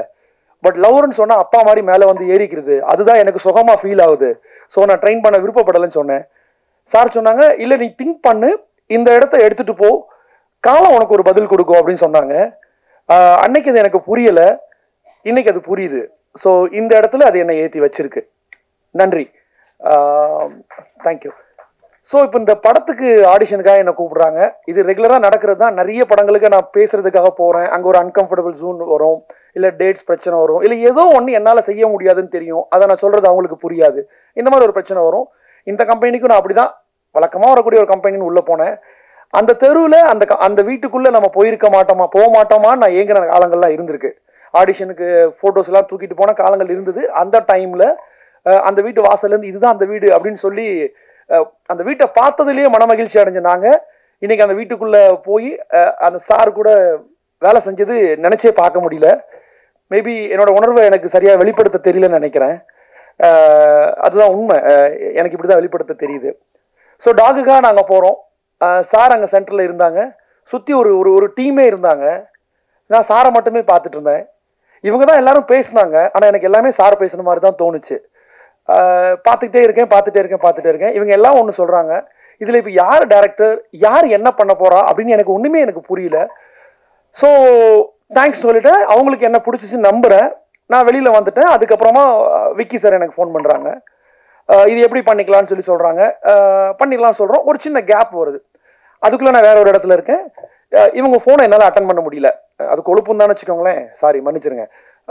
ஸோ மார்ட்டின் சார் எனக்கு ஃபோன் பண்ணுறாங்க. மார்ட்டின் சாரோட ஒளிப்பதிவில் நான் ஒரு 10 வருஷத்துக்கு முன்னால் வந்துடுவேன்னு நினச்சி நாங்கள் ஆரம்பித்த ஒரு படம் அது நடக்கலை. அதில் ஒரு வில்லன் கேரக்டர் நான் ஒன்று பண்ணேன். சார் அவ்வளோ அழகாக எங்களெல்லாம் எடுத்து கொடுத்தாரு. அப்போ நாங்களாம் சின்ன பசங்க. சார் இருக்கக்கூடிய ஒரே ஒரு தைரியத்தில் மட்டும்தான் அந்த படத்தை நாங்கள் ஸ்டார்ட் பண்ணோம். ஸோ மார்ட்டின் சார்ன்றது என்ன சொல்றது, எங்களுக்கு மிகப்பெரிய ஆள், மிகப்பெரிய. இப்பவும் மார்ட்டின் சாரோட தலைகுதல்லாம் வாய்ப்பே இல்லை, அப்படி ஒரு சார். அந்த சார் எனக்கு ஃபோன் பண்றாங்க. அவங்க ஃபோனை நான் எடுக்கிறேன்.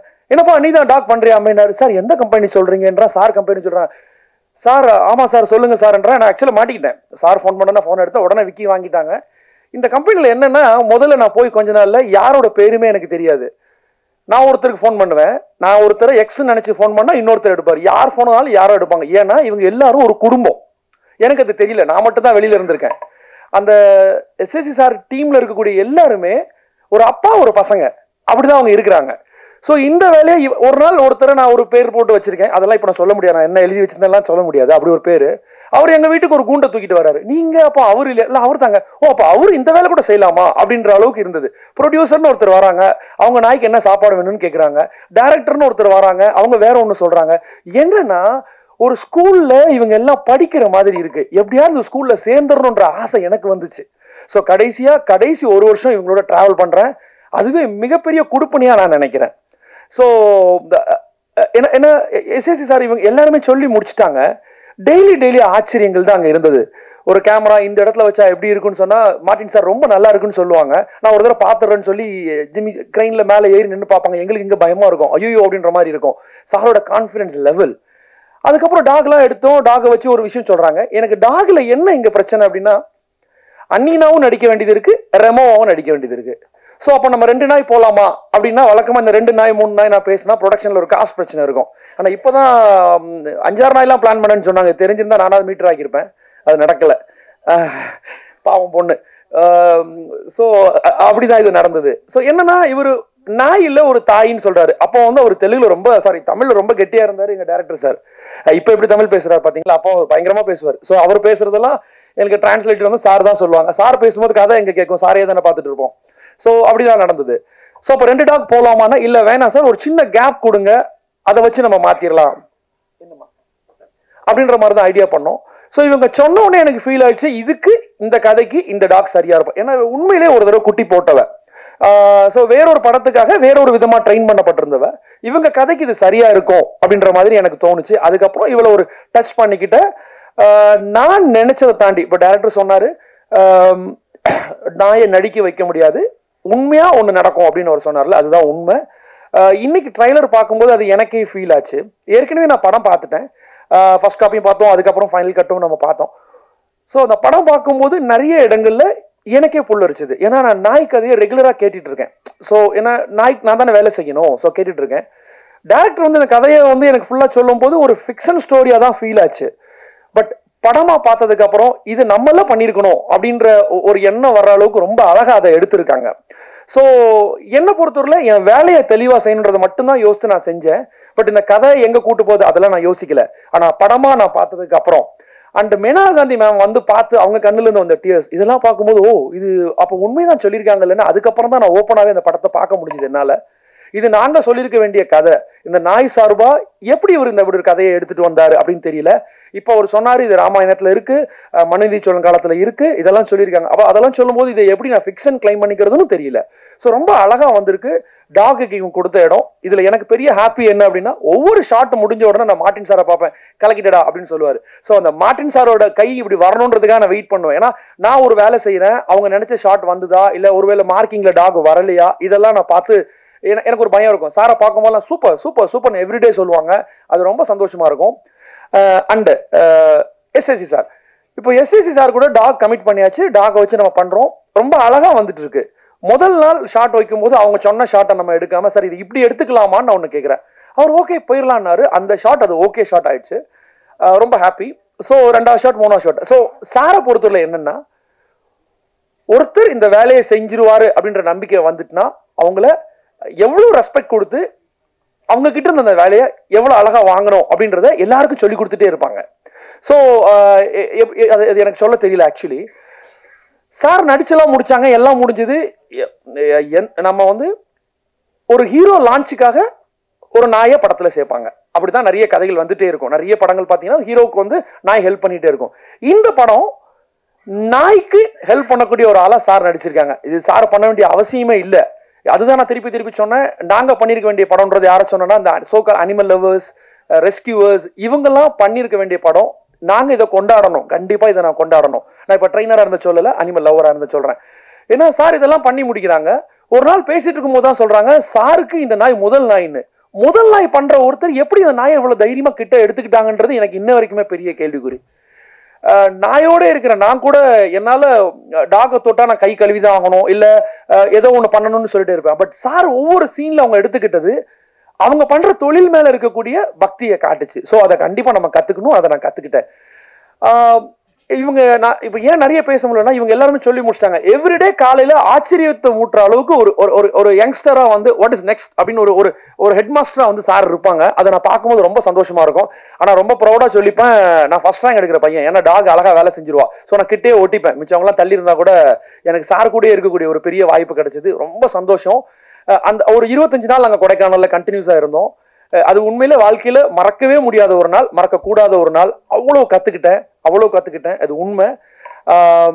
எப்படி அடுத்தவனுக்கு ரெஸ்பெக்ட் கொடுக்கணும்ன்றது சார் இன்ன வரைக்கும் நல்லா தம்பிங்க வாடான்னு சொல்லலாம், சார்ன்ற வார்த்தையை தாண்டி பேச மாட்டாங்க.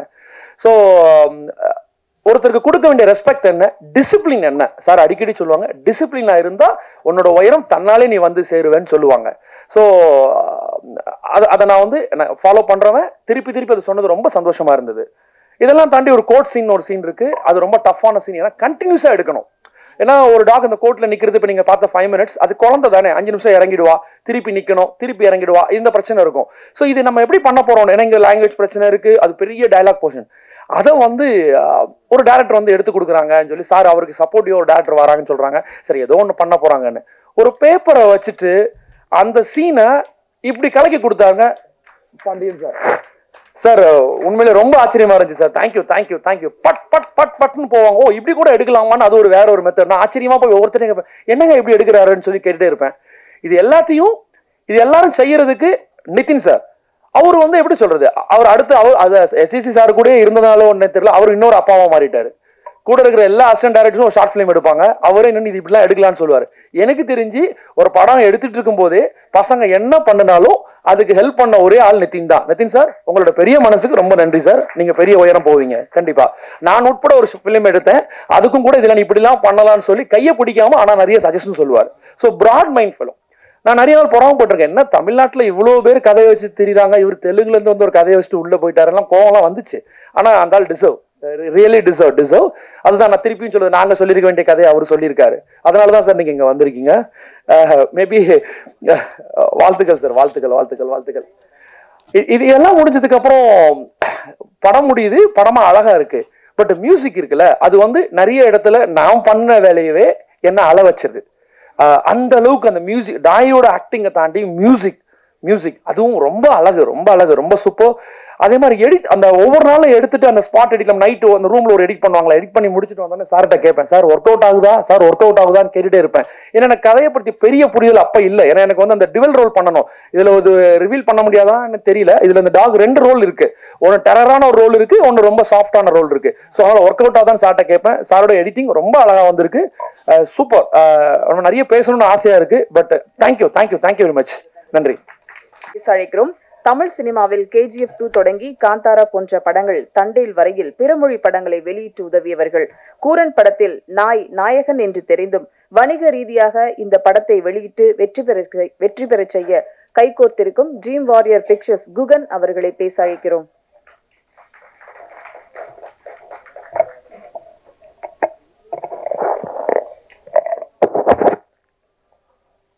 பத்திரிகை ஊடக நண்பர்கள் அனைவருக்கும் வணக்கம். கூரன் படமே ஒரு எமோஷ்னலான ஒரு படம். நீங்கள் ட்ரெய்லர் பார்த்துருக்கீங்க, அப்புறம் போஸ்டர்ஸ், இந்த கட் அவுட்ஸில் பார்த்தது பொறுத்த வரைக்கும் இது ஜானராகவே வந்து கோர்ட் ரூம் ட்ராமா, அதுவும் எஸ்ஏ சார் வைஜி சாரோட காம்பினேஷனில் வர்றது வந்து ரொம்பவே சிறப்பு. படத்தை கூரனில் இருக்கிற கியூரியாசிட்டி கலந்த ஒரு கான்ட்ரவர்சியும் உங்களுக்கு நான் சொல்கிறேன். அதுக்கு முன்னாடி இந்த படத்தை இந்த அளவுக்கு எடுத்துகிட்டு வந்த ப்ரொடக்ஷன் டீமில் ப்ரொடியூசர் விக்கி அவருக்கு வாழ்த்துக்கள், டிஓபி மார்டின் அவர்களுக்கு வாழ்த்துக்கள், மியூசிக் சித்தார்த் விபின் பண்ணியிருக்காரு, எடிட்டர் மாருதி லெனின் அவங்க பண்ணியிருக்காங்க, ஆர்ட் டைரக்டர் வனராஜன் பண்ணியிருக்காரு. அவங்க எல்லாத்துக்கும் வாழ்த்துக்கள். இதில் நடித்த முக்கியமான கதாபாத்திரத்தில் நடித்த SA sir, YG Mahendran sir, Indraja, George Mariam sir, Kavitha Bharathi அவர்கள் எல்லாருக்கும் வணக்கம். மற்றும் அனைவருக்கும் எங்களோட வாழ்த்துக்களை தெரிவிச்சுக்கிறேன். மனிதர்கள் மற்றும் விலங்குகளுக்கு உண்டான கான்ட்ரவர்சி வந்து பல ஆயிரம் ஆண்டுகளாக நடந்துகிட்டே இருக்குது. அதாவது மனிதர்கள் வந்து விலங்குகளை அச்சுறுத்துறதும் அதே மாதிரி விலங்குகள் மனிதர்களை அச்சுறுத்துறதும் நம்ம பார்த்துக்கிட்டே இருக்கோம். இப்போ பல செய்திகள் வாயிலாக நம்ம பார்க்குறது வந்து ரீசெண்டாக பார்த்தீங்கன்னா யானைகள் வந்து ஒரு வெளிநாட்டவரை அட்டாக் பண்ண நியூஸ்களாக இருக்கட்டும், அதே மாதிரி பல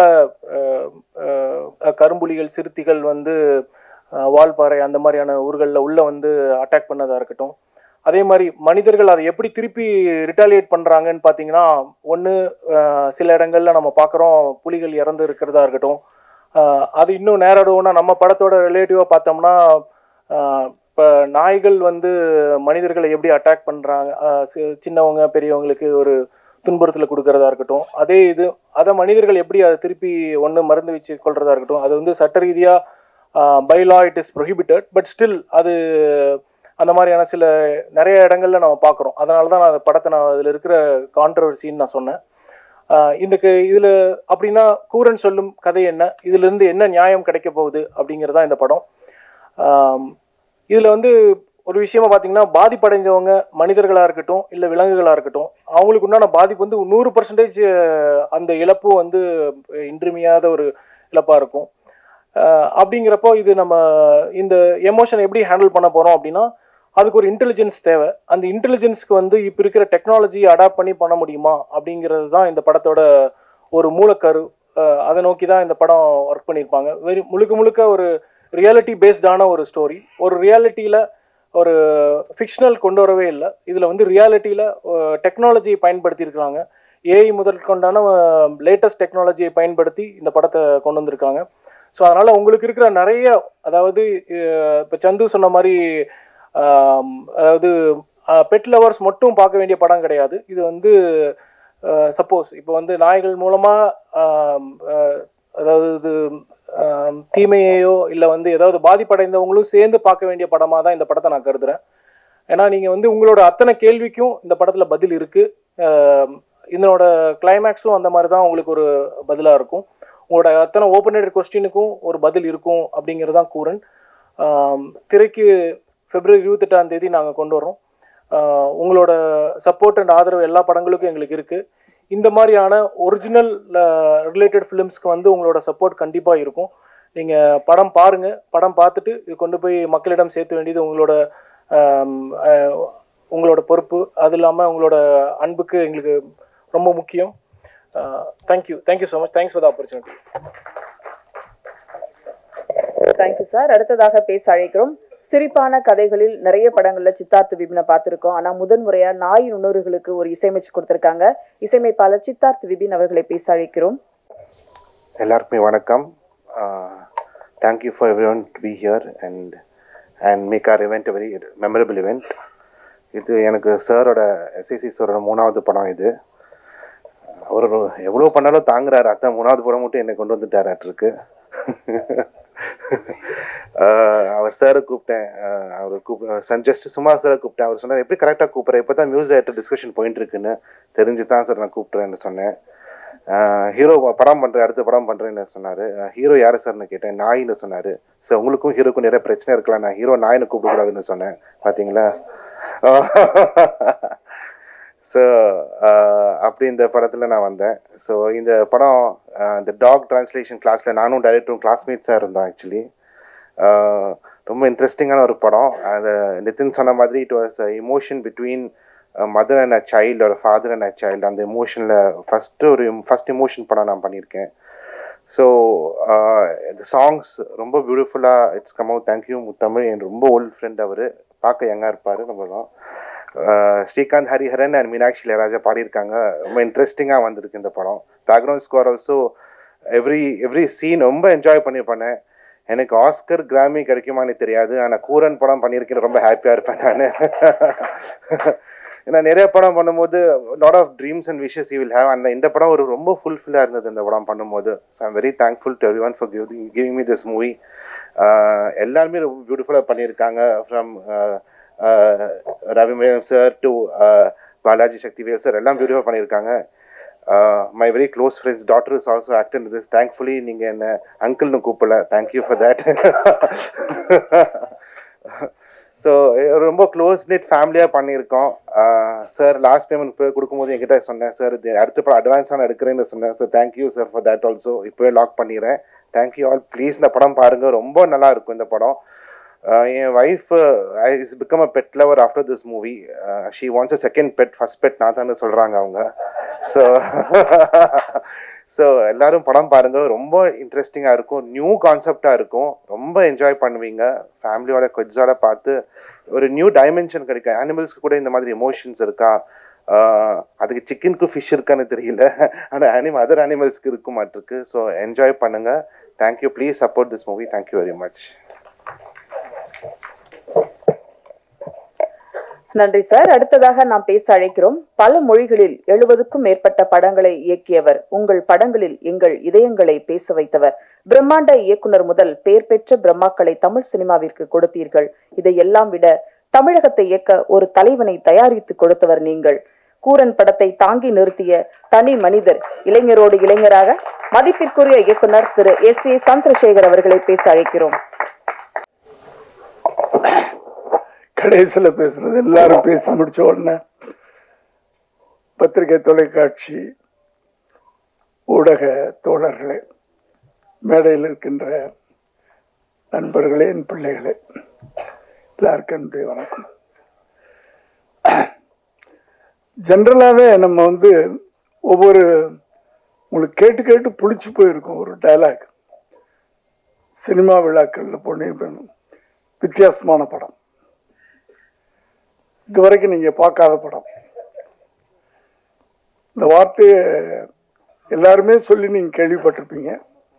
ஆனால் என்னுடைய சினிமா வாழ்க்கையில் 45 வருஷத்துக்கு மேல ஆயிடுச்சுன்னு நினைக்கிறேன். 80ல், ஆமா கரெக்டா 45 வருஷம். நான் முதலாக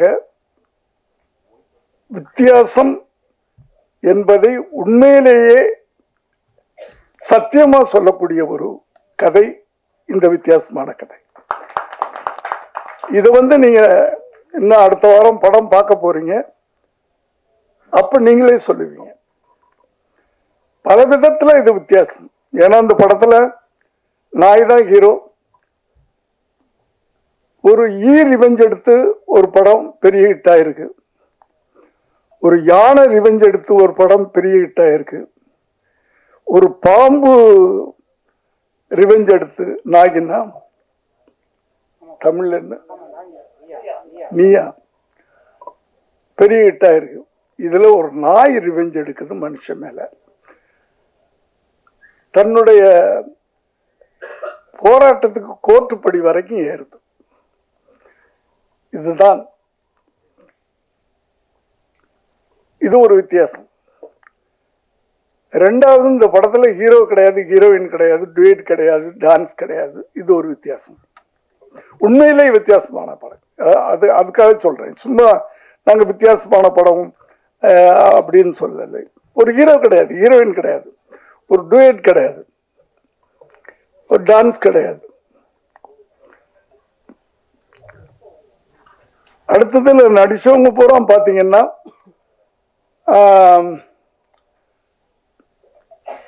நான் ஒரு 80 வயசு குறைச்சு சொல்றேன், பரவாயில்ல.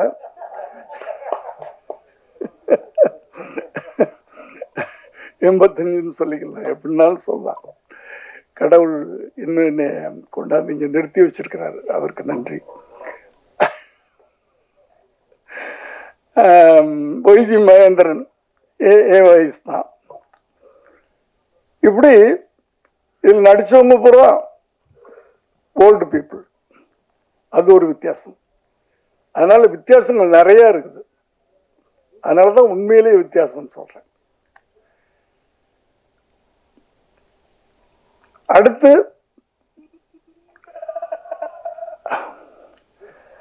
என்னை பத்தி எல்லாரும் பேசுனாங்க. அது எனக்கு கடவுள் கொடுத்த ஒரு கிஃப்ட். ஓடிக்கிட்டே இருக்கிறேன், அதனால ஏதோ ஆக்டிவா இருக்கேன், அவ்வளவுதான். அடுத்தது மனசு சந்தோஷமா வச்சிருக்கிறேன் எப்பவுமே. எந்த எதையும் பாரத்தை தலையில போட்டுக்கிறது இல்லை. கடைசி வரைக்கும் உழைச்சிக்கிட்டே இருக்கணும்.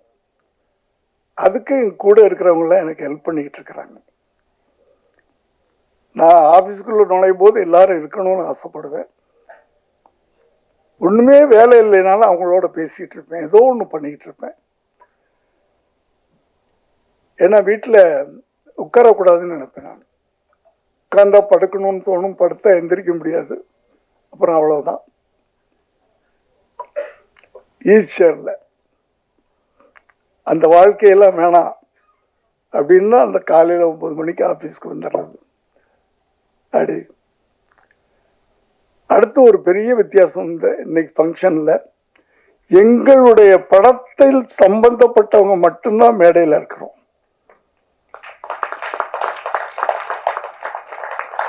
சம்பந்தமில்லாத ஒரே ஒருத்தர்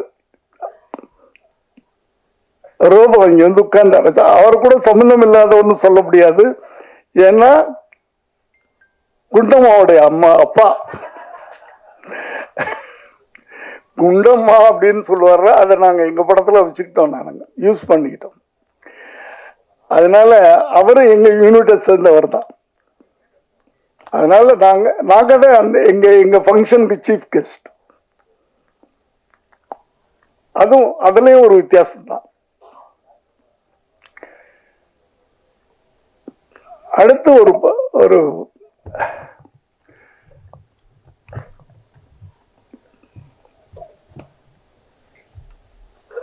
ஒரு என்ன சொல்றதுன்னு எனக்கு என்ன எல்லாரும் எல்லாம் பேசிட்டாங்க. எனக்கு என்ன பேசுறதுன்னு தெரியல.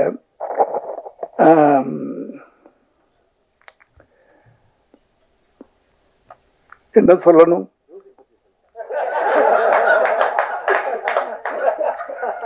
அதாவது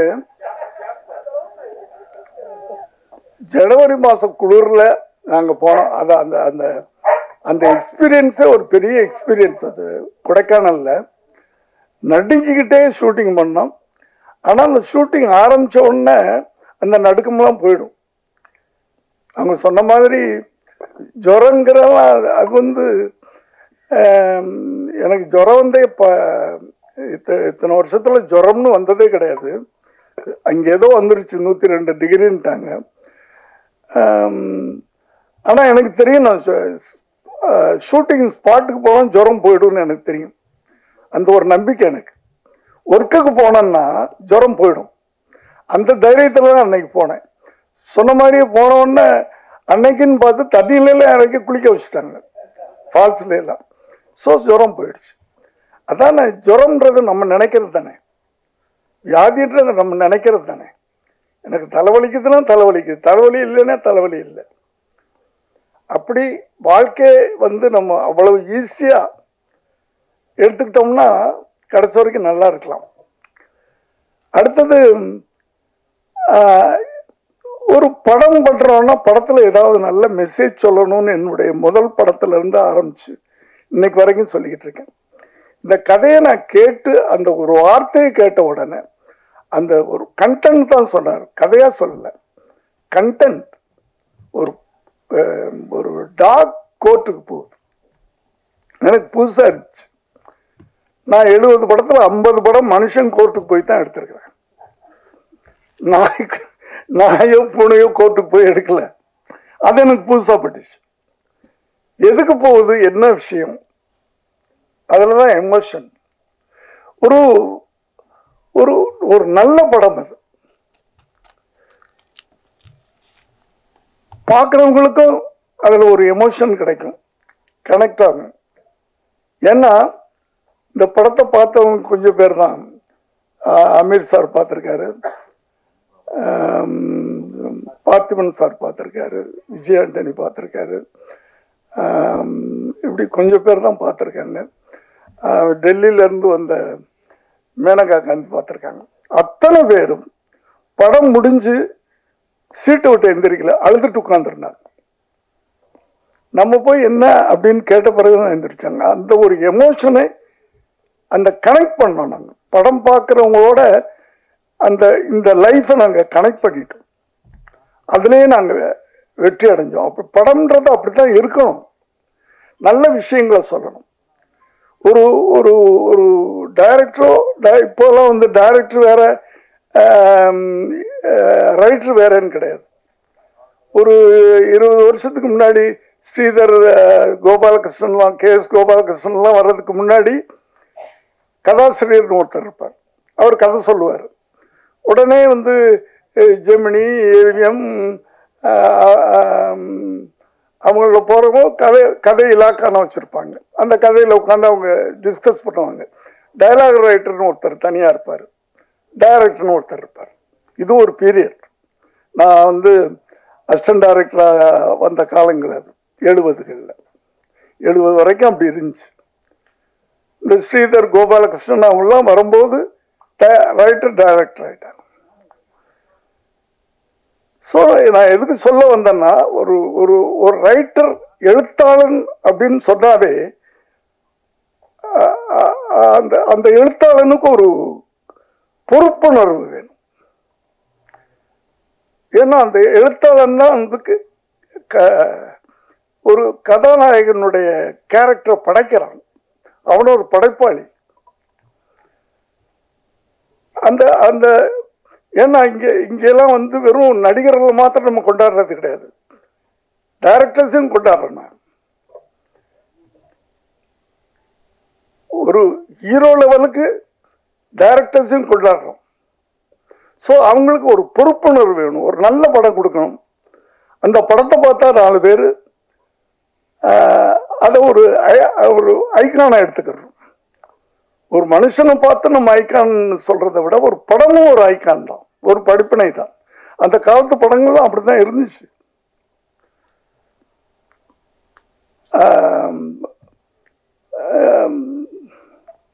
இப்ப சில படங்கள்லாம் பார்க்கும்போது ரொம்ப கஷ்டமா இருக்கு,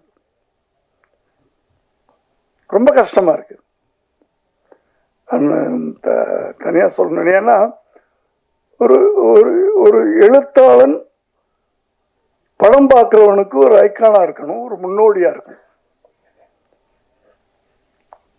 அவன் படைக்கின்ற படைப்புகள், கதாபாத்திரங்கள் அப்படி இருக்கணும். இவன மாதிரி நம்ம வாழணும் அப்படின்னு இருக்கணும். கத்தி எடுத்து தலை விட்டு கையை விட்டு இப்படியே விட்டு அப்படின்னு சொல்லிட்டு படம் பார்த்துட்டு வெளியே போனவன்னா அவனும் கத்தி எடுத்துட்டு கையை விட்டு காலை விட்டுக்கிட்டு இருந்தா இந்த இளைய சமுதாயம் என்ன ஆகிறது? அந்த பொறுப்புணர்வு. சினிமான்றது சாதாரண விஷயம் இல்லை. இப்போ இந்த படம் வந்து ஒரு கத்தி இல்லை, ரத்தம் இல்லை, துப்பாக்கி சத்தம் இல்லை. ஆனால் ஒரு ஒரு பவர்ஃபுல்லான விஷயம் இருக்கு, பவர்ஃபுல்லான விஷயம் இருக்கு. ஆனா அந்த பவர்ஃபுல்லான விஷயத்தை நாங்க சீரியஸா சொல்லல. அதான் இதனுடைய வெற்றிக்கு அது ஒரு காரணமா இருக்கும். ரொம்ப சீரியஸான விஷயத்த ரொம்ப சீரியஸா சொன்னாலும் கஷ்டப்பட்டுருவீங்க. ரொம்ப யதார்த்தமா அழகா அப்படியே சிரிக்க வச்சுக்கிட்டே அப்படியே கொண்டு போறது, நல்ல விஷயங்களை சொல்லணும். ஒவ்வொரு படமும் ஒரு பாடமா இருக்கணும்ன்றதுதான். ஆனா இப்போ வர நல்ல படங்கள் பண்றாங்க, அவங்க நான் யாரையும் தப்புன்னு சொல்ல வரல. ஆனால் அவர்கள் அந்த படங்களை பார்த்து ஒரு ஷோல 100 பேர் படம் பார்க்கறாங்க, ஒருத்தனாவது அந்த படத்தை பார்த்து இவர் மாதிரி நம்ம இருக்கணும் அப்படின்னு நினைக்க வைக்கணும். அந்த காலத்து படங்கள் அப்படிதான் இருந்துச்சு. இது ஒரு நான் வைலண்ட் படம். நான் வயலண்டா ஆனால் பவர்ஃபுல்லான படம். இப்போ நான் வயலண்ட்னா நீங்கள் என்னமோ ஒரு டயலாக் சொல்லுவாங்க, சொதன்னு இருக்கும், சாம்பார் மாதிரி இருக்கும், அப்படிலாம் இல்லை. இப்போ நான் வயலண்ட்ல தானே நம்ம சுதந்திரமே வாங்கினோம். கத்தியிலே ரத்தமின்றி வாங்கின சுதந்திரம் தானே காந்தியடிகள். அவருடைய மௌனம் தானே வெள்ளையனை வரட்டி அடிச்சது. அவருடைய அந்த அதுக்கு பேர் என்ன, அகிம்சை, அதுதானே வெள்ளையனை வரட்டி அடிச்சது. கத்தி எடுத்துட்டு நிக்கலையே. காந்தியடிகள் சொல்லியிருந்தாருன்னா அத்தனை பேரும் எடுத்திருப்பான்ல, அடிச்சு துரத்தி இருக்கலாம்ல. நம்ம அது செய்யலையே அவரு. அதனால அந்த மௌனம் எவ்வளவு பெரிய ஆயுதம், எவ்வளவு பவர்ஃபுல்லான ஆயுதம். பயந்து ஓடி போயிட்டான்ல, தலைதறிக்க ஓடிட்டான்ல.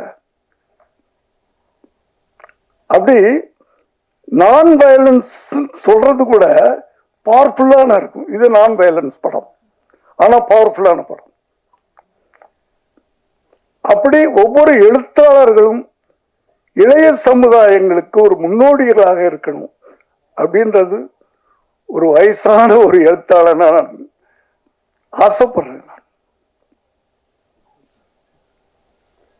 ஒரு காலத்துல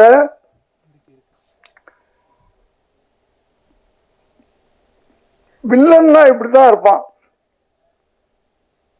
ரேப் பண்ணுவான், கொலை பண்ணுவான், 10 பேரை வெட்டுவான், அப்படித்தானே இருந்துச்சு. அதை பூரா இப்ப கதாநாயகர்கள் பண்றாங்க. யாரு வில்லன் யார் கதாநாயகனே தெரிய மாட்டேங்குது படம் பார்க்கும்போது. நான் உண்மையிலே நீங்க யாரும் தப்பா எடுத்துக்காதீங்க, தப்பா எழுதிடாதீங்க. என்னுடைய உணர்வுகளை நான் சொல்றேன். என் வயசுக்கு நான் சொல்லலாம்.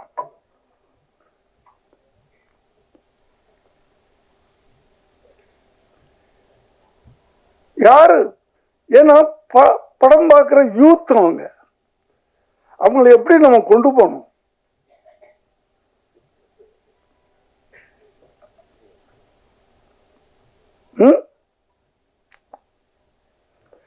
அம்மாவும் புள்ள வெட்டுறான்,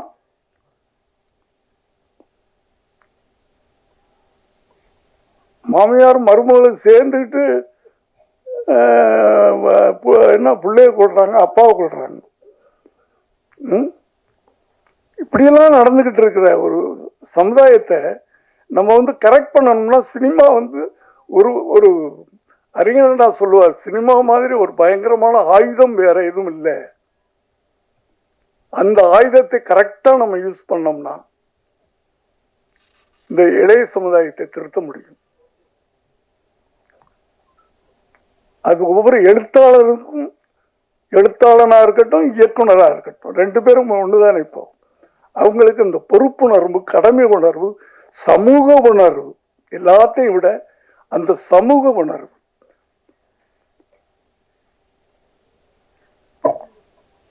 அப்படியாப்பட்ட ஒரு நல்ல படத்தை எடுத்திருக்கிறோம். நான் ரொம்ப அனுபவிச்சு கடந்த 10 வருஷமா நான் ஒரு நடிகனாகி இந்த 10 வருஷத்துல 4 படம் நடிச்சிட்டேன். ஆனால் ஒரு திருப்திகரமாக எனக்கு அமைஞ்ச படம் இந்த படம். ரொம்ப அனுபவிச்சு நான் பண்ணியிருக்கேன். எல்லாரும் ஹெல்ப் பண்ணியிருக்காங்க, நான் தனித்தனியா சொல்ல விரும்பல. அதுலயும் நான் தைரியமா சொல்லுவேன், 2 மணி நேரம் படம். அந்த 2 மணி நேரம் உங்களை ரொம்ப அழகா நாங்க உட்கார வச்சிருப்போம். முதல்ல 3 மணி நேரத்துக்கு படம் எடுத்து கொடுத்துட்டாரு அவரு. அத மாருதி சார் 2.5 மணி நேரம் படமாக்குனாரு. சரி அவ்வளவுதான், இதுக்கு மேல குறைக்க வேணாம் அப்படின்னு அவர் பிடிவாதமா இருக்கிறாரு. லெனின் சார் படம் பார்த்தாரு. அவர் சூப்பர்வைசர் தான் எல்லாமே நடந்துக்கிட்டு. லெனின் சார் படம் பார்த்தாரு எங்களோட. ஒரு 2 நாள் எனக்கு டைம் கொடுங்கன்னு சொன்னாரு. 2 நாள் கழிச்சு போய் பார்த்தோம். 10 சீனை காணோம் படத்துல. அவர் டைரக்டர், சார் அந்த சீனும் தூக்கிட்டார் சார், இந்த சீனும் தூக்கிட்டார் சார், இந்த சீனும் தூக்கிட்டார் சார், சார் போச்சு சார் அப்படின்றாரு.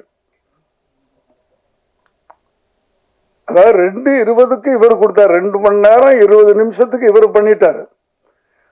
அவர் 10 சீனை தூக்கி 20 நிமிஷத்தை தூக்கி 2 மணி நேரம் ஆக்கிட்டார்.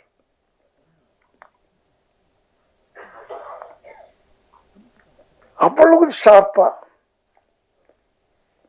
இன்னைக்கு அப்படி இருக்குது படம். லெனின் சாருக்கு நன்றி. 3 மணி நேரத்தை 2.5 மணி நேரமாக்குனீங்க, 2.5 மணி நேரத்தை 2 மணி நேரமாக்கினார். அப்படி எல்லாருமே வந்து பண்ணியிருக்கிறாங்க. டிஓபி சொல்லணும், நான் இங்கே குண்டமாக சொல்லணும். குண்டமா தப்பா எடுத்துக்க, ஸ்டேஜில் செல்லமாக நான் சொல்கிறேன். ரொம்ப எல்லாருமே ஒரு குடும்பம், எல்லாருமே பேசுனதே. இங்கே டைரக்டர் யாரு, ப்ரொடியூசர் யாரு, அதெல்லாம் கிடையாது. நான் எல்லாரையும் போட வடான்னு சொல்லுவேன். அது பாசத்தில் பிள்ளைங்களை சொல்ற மாதிரி நான் சொல்லுவேன். ஒரு குடும்பம் மாதிரி இருந்து ஒரு படத்தை எடுத்திருக்கிறோம், எல்லாரும் உழைச்சிருக்கிறோம். இந்த படம் வெற்றி அடைஞ்சா பெரிய சூப்பர் ஹீரோலாம் நடிக்கல, இதுல நடிச்ச ஒரே சூப்பர் ஸ்டார் அதுதான், பைரவா தான். நாங்கெல்லாம் துணை நடிகர்கள், உதிரி பூக்கள். நாங்கெல்லாம் ஒரு ஃபுல் மாலை எதுன்னா அதுதான் போடணும். இந்த உதிரி பூக்களையெல்லாம் சேர்ந்து பண்ணியிருக்காங்க. எல்லாம் சேர்ந்து உதவி இயக்குனர்கள் அத்தனை பேரையும் நான் வந்து ரொம்ப, ஏன்னா நான் வந்து 7 மணிக்கெல்லாம் போய் நின்றுவேன் ஷூட்டிங் ஸ்பாட்டில். அதுவே எல்லாரும் கடுப்பாக இருக்கும் பசங்களுக்கெல்லாம். என்னடா இந்த மனுஷன் தூங்க மாட்டேன்றான், வந்து நின்றுறான், நம்மளையும் தூங்க விட மாட்டேன்றான் அப்படின்லாம் இந்த படம் பண்ணியிருக்கிறோம். இந்த படத்தினுடைய வெற்றி ஒரு புது இயக்குனரை கொடுக்கும். புது இயக்குனர்னா ஒரு இன்னும் புது புது ஐடியா வச்சிருக்காரு. அந்த புது புது ஐடியாக்கள்ல படம் வரும். ஒரு ஒரு சாதாரண ஒரு இளைஞன் ஒரு கஷ்டப்பட்டு ஒரு படம் ப்ரொடியூசர் ஆயிருக்கான், அவன் ஒரு அடுத்த படம் எடுக்க முடியும். இந்த படத்தின் வெற்றி. ஆகவே நீங்கெல்லாம் நிறைய சூப்பர் ஸ்டார்கள் நடிச்ச படங்களை எல்லாம் பார்த்துருப்பீங்க. இது வந்து இந்த சூப்பர் ஸ்டார் நடிச்சிருக்க படம். நாங்கெல்லாம் சேர்ந்து ஒரு நல்ல, திரும்ப திரும்ப சொல்றேன், ஒரு நல்ல படம் அடுத்த வாரம் நீங்க பார்க்க போறீங்க. உங்களுடைய என்கரேஜ்மெண்ட்ஸ்ல அந்த டைரக்டர் பெரிய டைரக்டரா வரணும், இந்த ப்ரொடியூசர் பெரிய ப்ரொடியூசரா வரணும். இந்த மியூசிக் இதுல இந்த படத்தை வந்து 2 இடங்கள்ல 2 கட்டங்கள்ல, எடிட்டிங்க்கு முன்னாடி, எடிட்டிங்க்கு பிறகு, பிஃபோர் எடிட்டிங் ஆஃப்டர் எடிட்டிங் ஒரு உருமாறுச்சு படம். அதே மாதிரி பிஃபோர் ரீ ரெக்கார்டிங் ஆஃப்டர் ரீ ரெக்கார்டிங் பேக்ரவுண்ட் மியூசிக். அதாவது ஒரு நாயுடைய ஃபீலிங்ஸ், அதோடைய எமோஷன், நாய் ஃபீல் பண்ணுது அப்படின்றத மியூசிக்ல சொல்றாரு. நாய் சந்தோஷமா இருக்குது அப்படின்றத மியூசிக்ல சொல்றாரு. நாய் ரிவெஞ்ச் எடுக்குது மியூசிக்ல சொல்றாரு. சோ இந்த படம் வந்து நிச்சயமா வெற்றி அடையும். அது நம்பிக்கை தான். என் வாழ்க்கையில் நம்பிக்கையில தான் நான் ஓடிக்கிட்டு இருக்கேன், நம்பிக்கையில நான் நடந்துகிட்டு இருக்கேன். இந்த படத்துக்கு பிறகு கூரனுக்கு பிறகு விபின், கூரனுக்கு முன்பு விபின். நிச்சயமா எனக்கு நல்ல பேர் கிடைக்கும், நிச்சயமா பேர் கிடைக்கும். இதுல நடிச்ச அத்தனை பேருக்கும் பேர் கிடைக்கும்.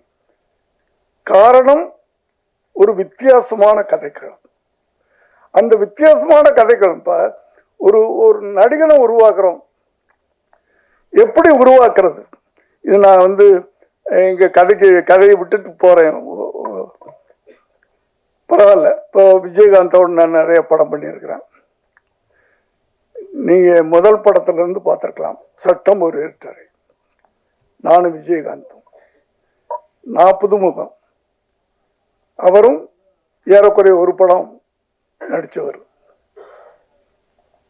டெக்னீஷியன், பெரிய டெக்னீஷியன் போடலாம், மற்றவங்களாம் அப்படித்தான் பண்றாங்க. ஒரு பெரிய கேமராமேன், ஒரு பெரிய மியூசிக் டைரக்டர், இதெல்லாம் போட்டு படம் எடுக்கலாம். பட் என்னென்ன அவுட்புட் வரும்போது படம் சக்சஸ் ஆகும். ஆனால் அந்த ஹீரோனால படம் ஓடிச்சா, இல்லப்பா அந்த ஒளிப்பதிவாளர்னால ஓடிச்சு, இந்த மியூசிக் டைரக்டர்னால ஓடிச்சு அப்படின்னு சொன்னாவே அந்த ஹீரோவுக்கு வேல்யூ இல்லைன்னு நினைக்கிறேன் நான். ஸோ விஜயகாந்த் படம், நான் பண்ண படங்கள்லாம் பார்த்தீங்கன்னா புது கேமராமேன், புது எடிட்டர், புது டைரக்டர், நான் புது டைரக்டர், இப்படித்தான் இருக்கும். அப்பதான் அந்த வெற்றி முழுக்க முழுக்க அந்த ஹீரோ தலையில போய் உட்காரும். அப்பதான் அந்த ஹீரோ ஒரு தலைவனாக முடியும் பின்னாடி. அந்த வெற்றி முழுக்க முழுக்க அந்த ஹீரோ மேல உட்காரணும். அப்பதான் அந்த ஒரு ஹீரோவை நம்ம மோல்டு பண்றதுன்றது ஒண்ணு இருக்குல்ல. ஒரு பெரிய இயக்குனருடைய இயக்கத்துல ஒரு ஹீரோ நடிச்சு அந்த படம் ஓடுது அப்படின்னா அடுத்த படம் என்ன ஆகும்? அந்த ஹீரோ நடிக்கிற படம் அந்த எக்ஸ்பெக்டேஷனுக்கு பார்ப்பாங்க, இல்லைன்னா அவ்வளவுதான் வரும். இதுக்கு பல உதாரணங்கள் இருக்கு, நான் பேரெல்லாம் சொல்ல விரும்பல. அதே மாதிரிதான் நான் என் மகனை கூட நான் ப்ரமோட் பண்ணது. ஏன்னா அவரை அறிமுகப்படுத்தும் போது 92ல நான் பீக்ல இருக்கிறேன். இந்தி படங்கள் அதுக்கு இது பண்ணிக்கிட்டு நல்ல இன்கம்லாம் அப்படி வந்துகிட்டு இருக்கு. பெரிய மியூசிக் டைரக்டர் போட்டிருக்கலாம், பெரிய கேமராமேனை போட்டிருக்கலாம். புது கேமராமேன் நாளை தீர்ப்புல ஒரு லேடி, ஒரு புது மியூசிக் டைரக்டர். ஏன்னா அந்த படம் வெற்றி அடைஞ்சால் அது அந்த முழுக்க முழுக்க ஹீரோ மேல போகணும். இப்படித்தான் நீங்க முதல்ல ஒரு 10 படம் நீங்க விஜயோடைய படம் பார்த்தீங்கன்னா தெரியும், பெரிய டெக்னீஷியன்ஸே இருக்க மாட்டாங்க. இதான் ப்ரமோஷன், ஹீரோவை ப்ரமோட் பண்றது. கொஞ்சம் கொஞ்சமா அந்த ஹீரோவால படம் ஓடிச்சு, அந்த ஹீரோவால படம் ஓடிச்சு, அந்த ஹீரோவால படம் ஓடிச்சுன்னு சொல்லும்போது தான் அந்த ஹீரோவுக்கு வேல்யூ வரும். இப்படி உருவாக்குறது தான் ஒரு ஹீரோ உருவாக்குறதுன்றது சாதாரண விஷயம் இல்லை.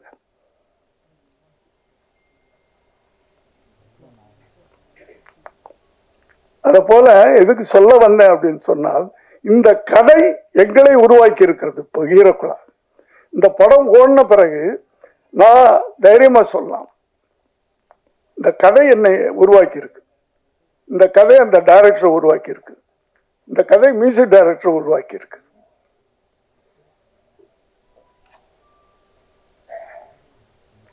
எல்லாமே சாதாரண மாணவர்கள் பண்ண படம், பெரிய பெரிய இயக்குனர்கள், பெரிய பெரிய நடிகர்கள் படங்களை எல்லாம் நீங்க ஆகா ஊகன்னு சொல்றது பெரிய விஷயம் இல்லை. அந்த படங்களுக்கெல்லாம் விளம்பரம் தேவையில்லை. ஏன்னா அவங்கெல்லாம் ரசிகர்கள் வச்சிருக்காங்க, ரசிகர்கள் பட்டாளம் இருக்கு. நீங்க விளம்பரம் கொடுத்தாலும் கொடுக்கலைனாலும். ஆனால் இப்படிப்பட்ட படங்களுக்கு நீங்கள் ப்ரமோஷன் பண்ணணும்.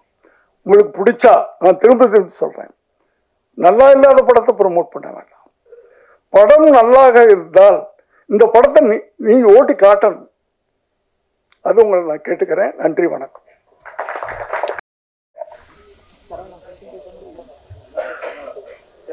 சார் உங்கள்கிட்ட ஒரு கொஸ்டின் சார், படம் ரிலேட்டடா. ரஜினிகாந்த், விஜயகாந்த் இவங்கெல்லாம் வச்சு சட்டம் ஒரு இருட்டறை, நீதியின் மறுபக்கம், நான் சிகப்பு மனிதன் அப்படின்னு சொல்லி நீங்க கோர்ட் ஏறி நிறைய விஷயங்கள் பண்ணி கொடுத்துருக்கீங்க, நியாயம்லாம் வாங்கி கொடுத்தீங்க. முதல் முறையா ஒரு நாய் வச்சு அதுக்காக நியாயம் வாங்கி கொடுக்குறீங்க. இந்த அனுபவம் எப்படி இருக்கு சார், சொல்லுங்க சார். ஹலோ,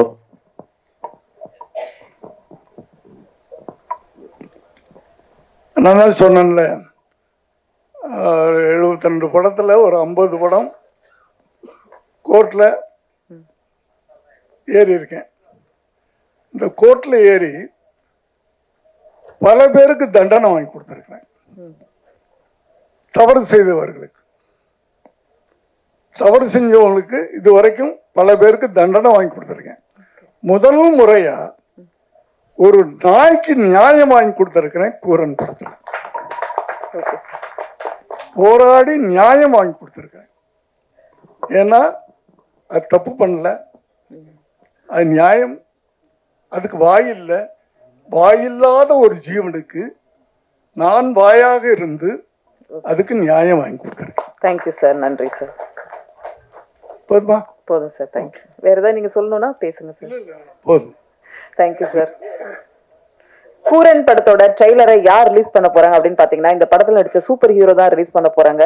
திரு பைரவா ரிலீஸ் பண்ண படக்குழுவினர் வாங்கிக்க போறாங்க. கொஞ்சம் உட்காருக்குப்பா.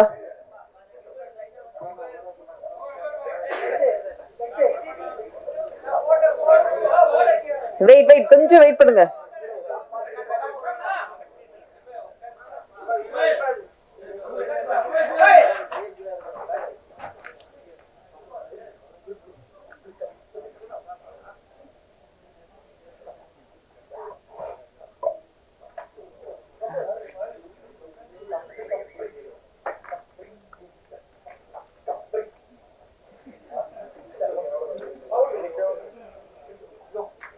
தேங்க்யூ. கூரன் படத்தின் விழாவிற்கு வந்திருந்து சிறப்பு செய்த அனைவருக்கும் அன்பும் நன்றியும். தேங்க்யூ.